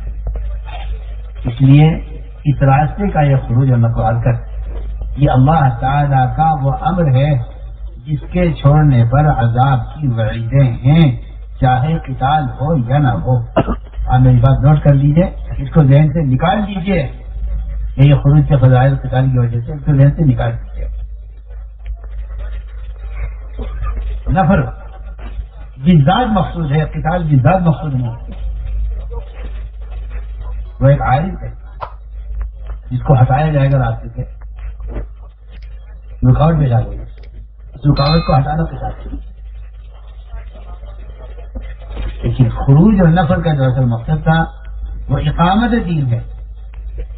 ابوبکر صدیق رضی اللہ عنہ نے جب مدینہ کو خالی کرنے طے کیا تھا وہ مانعین زکوٰۃ کے لیے حفاظت کیا تھا. وہاں کفار مقابلے نہیں آگے تھے. ان زکوٰۃ دینے والوں نے یہ نہیں کہا تھا کہ ہم آپ سے قتال کرنے کے لیے آپ قتال کے لیے آئیے، نہیں، کوئی قتال کے لیے کر دیا.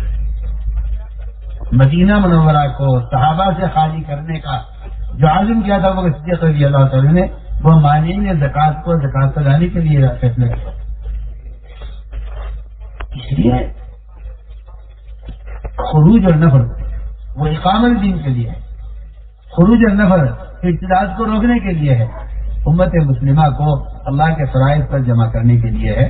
جو اہمیت ان چیزوں کی ہے اللہ کی قسم وہ اہمیت اس راستے میں کرنے کی ہے. لوگوں نے اس کام کو ہلکا اس لیے کیا ہے کہ دین سیکھنے کا ایک مدرسہ ہے اور بھائی مدرسے اور بھی ہیں اور بھائی دین سیکھنے کی ایک تحریک ہے، کتاب لے کے سیکھ لو، امام صاحب سے سیکھ لو، نکلنے کی ضروری ہے.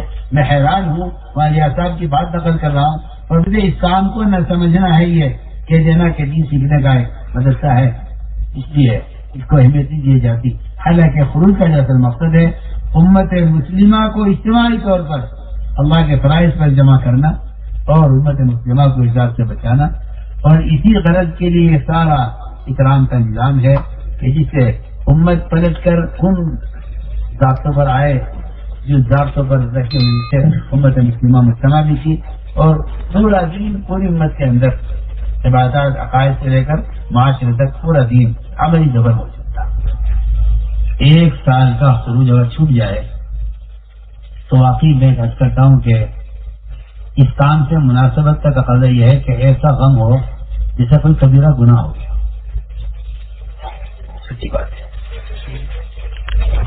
اس لیے کہ دعوت کے چھوڑنے پر جو وعیدیں ہیں، دعوت کو چھوڑنے پر جو وعیدیں ہیں وہ ساری وعیدیں کبائر کے کرنے کے برابر احادیث کے اندر موجود ہیں، اس کا کوئی انکار نہیں کر سکتا۔ ایسے کبائر جن پر عذاب کی وعیدیں ہیں اور جس پر خصف کی بھی وعید ہے کہ انہیں سزا دیا جائے، یہ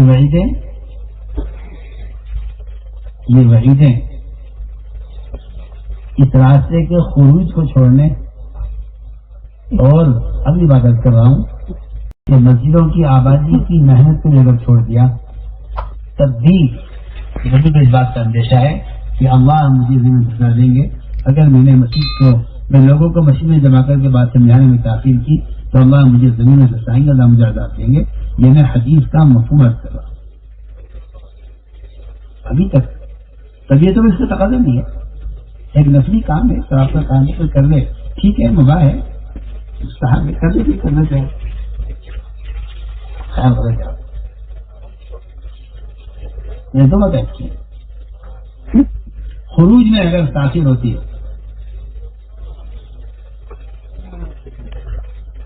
اس پر اس طرح غم اور فکر اور خوف ہونا چاہیے جس طرح کسی منکر کے ہونے پر آدمی کو اللہ کے عذاب کا خوف ہونا چاہیے، کیونکہ زنا کرنا، چوری کرنا، شراب پینا، جھوٹ بولنا، غیبت کرنا، یہ سارے منکرات لوگ جانتے ہیں۔ دعوت اللہ کو چھوڑ دینا، اس کو منکر نہ سمجھنا، یہ اتنا بڑا اندھاپن ہے کہ یہ اصل دین سے مٹنے کا سبب یہ خیال بنے گا۔ اس لیے میں نے عرض کیا کہ صاحب نے بات عام طور سے پائی جاتی ہے کہ اگر 1 سال کا خروج چھوٹ جاتا تھا تو وہ ان کے لیے اتنی بڑی مصیبت ہوتا تھا، اور وہ ایسے منہ چھپائے پھرتے تھے اور اپنے آپ کو مجرم سمجھتے تھے، کیا ہم سے غلطی ہو گئی ہو۔ بعض مرتبہ میں بہت اہم بات کہہ رہا ہوں، بعض مرتبہ ساتھی یہ سوچ کر خروج چھوڑ دیتے ہیں کہ بھائی امیر نیا ہے، اس کی مان کر چلنا نہیں ہے، ہم پرانے ہیں، یہ نیا ہے، اس سال نہ صحیح نکلنا۔ ایک مرتبہ ہوا، ایک صحابی اس لیے نہیں نکلے ابو انصار رضی اللہ تعالیٰ کیا ذمہ دار جو بنایا گیا ان کی جماعت کا وہ نیا تھا، کہ میں پرانا ہوں، یہ بالکل نیا ہے، امیر سے بنا دیا گیا ہے، اس کی مان کر چلنا مشکل ہے، چلو اس سال نہ نکلے۔ بس ہمیشہ پچھتائے، مجھے کیا مطلب تھا اس سے کہ امیر نیا ہے یا پرانا ہے، جس کو ہمیں بنا دیا گیا حکم سے، ہم اس کے تابع ہیں۔ ہمیشہ پچھتائے کہ میں نے ایک امیر کے چھوڑانے کی وجہ سے اس سال کا خروج کیوں چھوڑا۔ میرے دوستوں بزرگوں، اس طرف توجہ کی عالمی سطح پر کہہ رہا ہوں، عوام ہے علماء، اس طرف توجہ دینے کی ضرورت ہے، اس لیے کہ یہ اللہ کا ضابطہ ہی نہیں ہے کہ نقل حرکت کے بغیر اسلام قائم ہو جائے۔ جو کہتا ہوں اللہ کا ضابطہ ہی نہیں، یہ اللہ کا ضابطہ ہی، اس کے لیے اپنے آپ کو پیش کریں، ہمت کرنے سے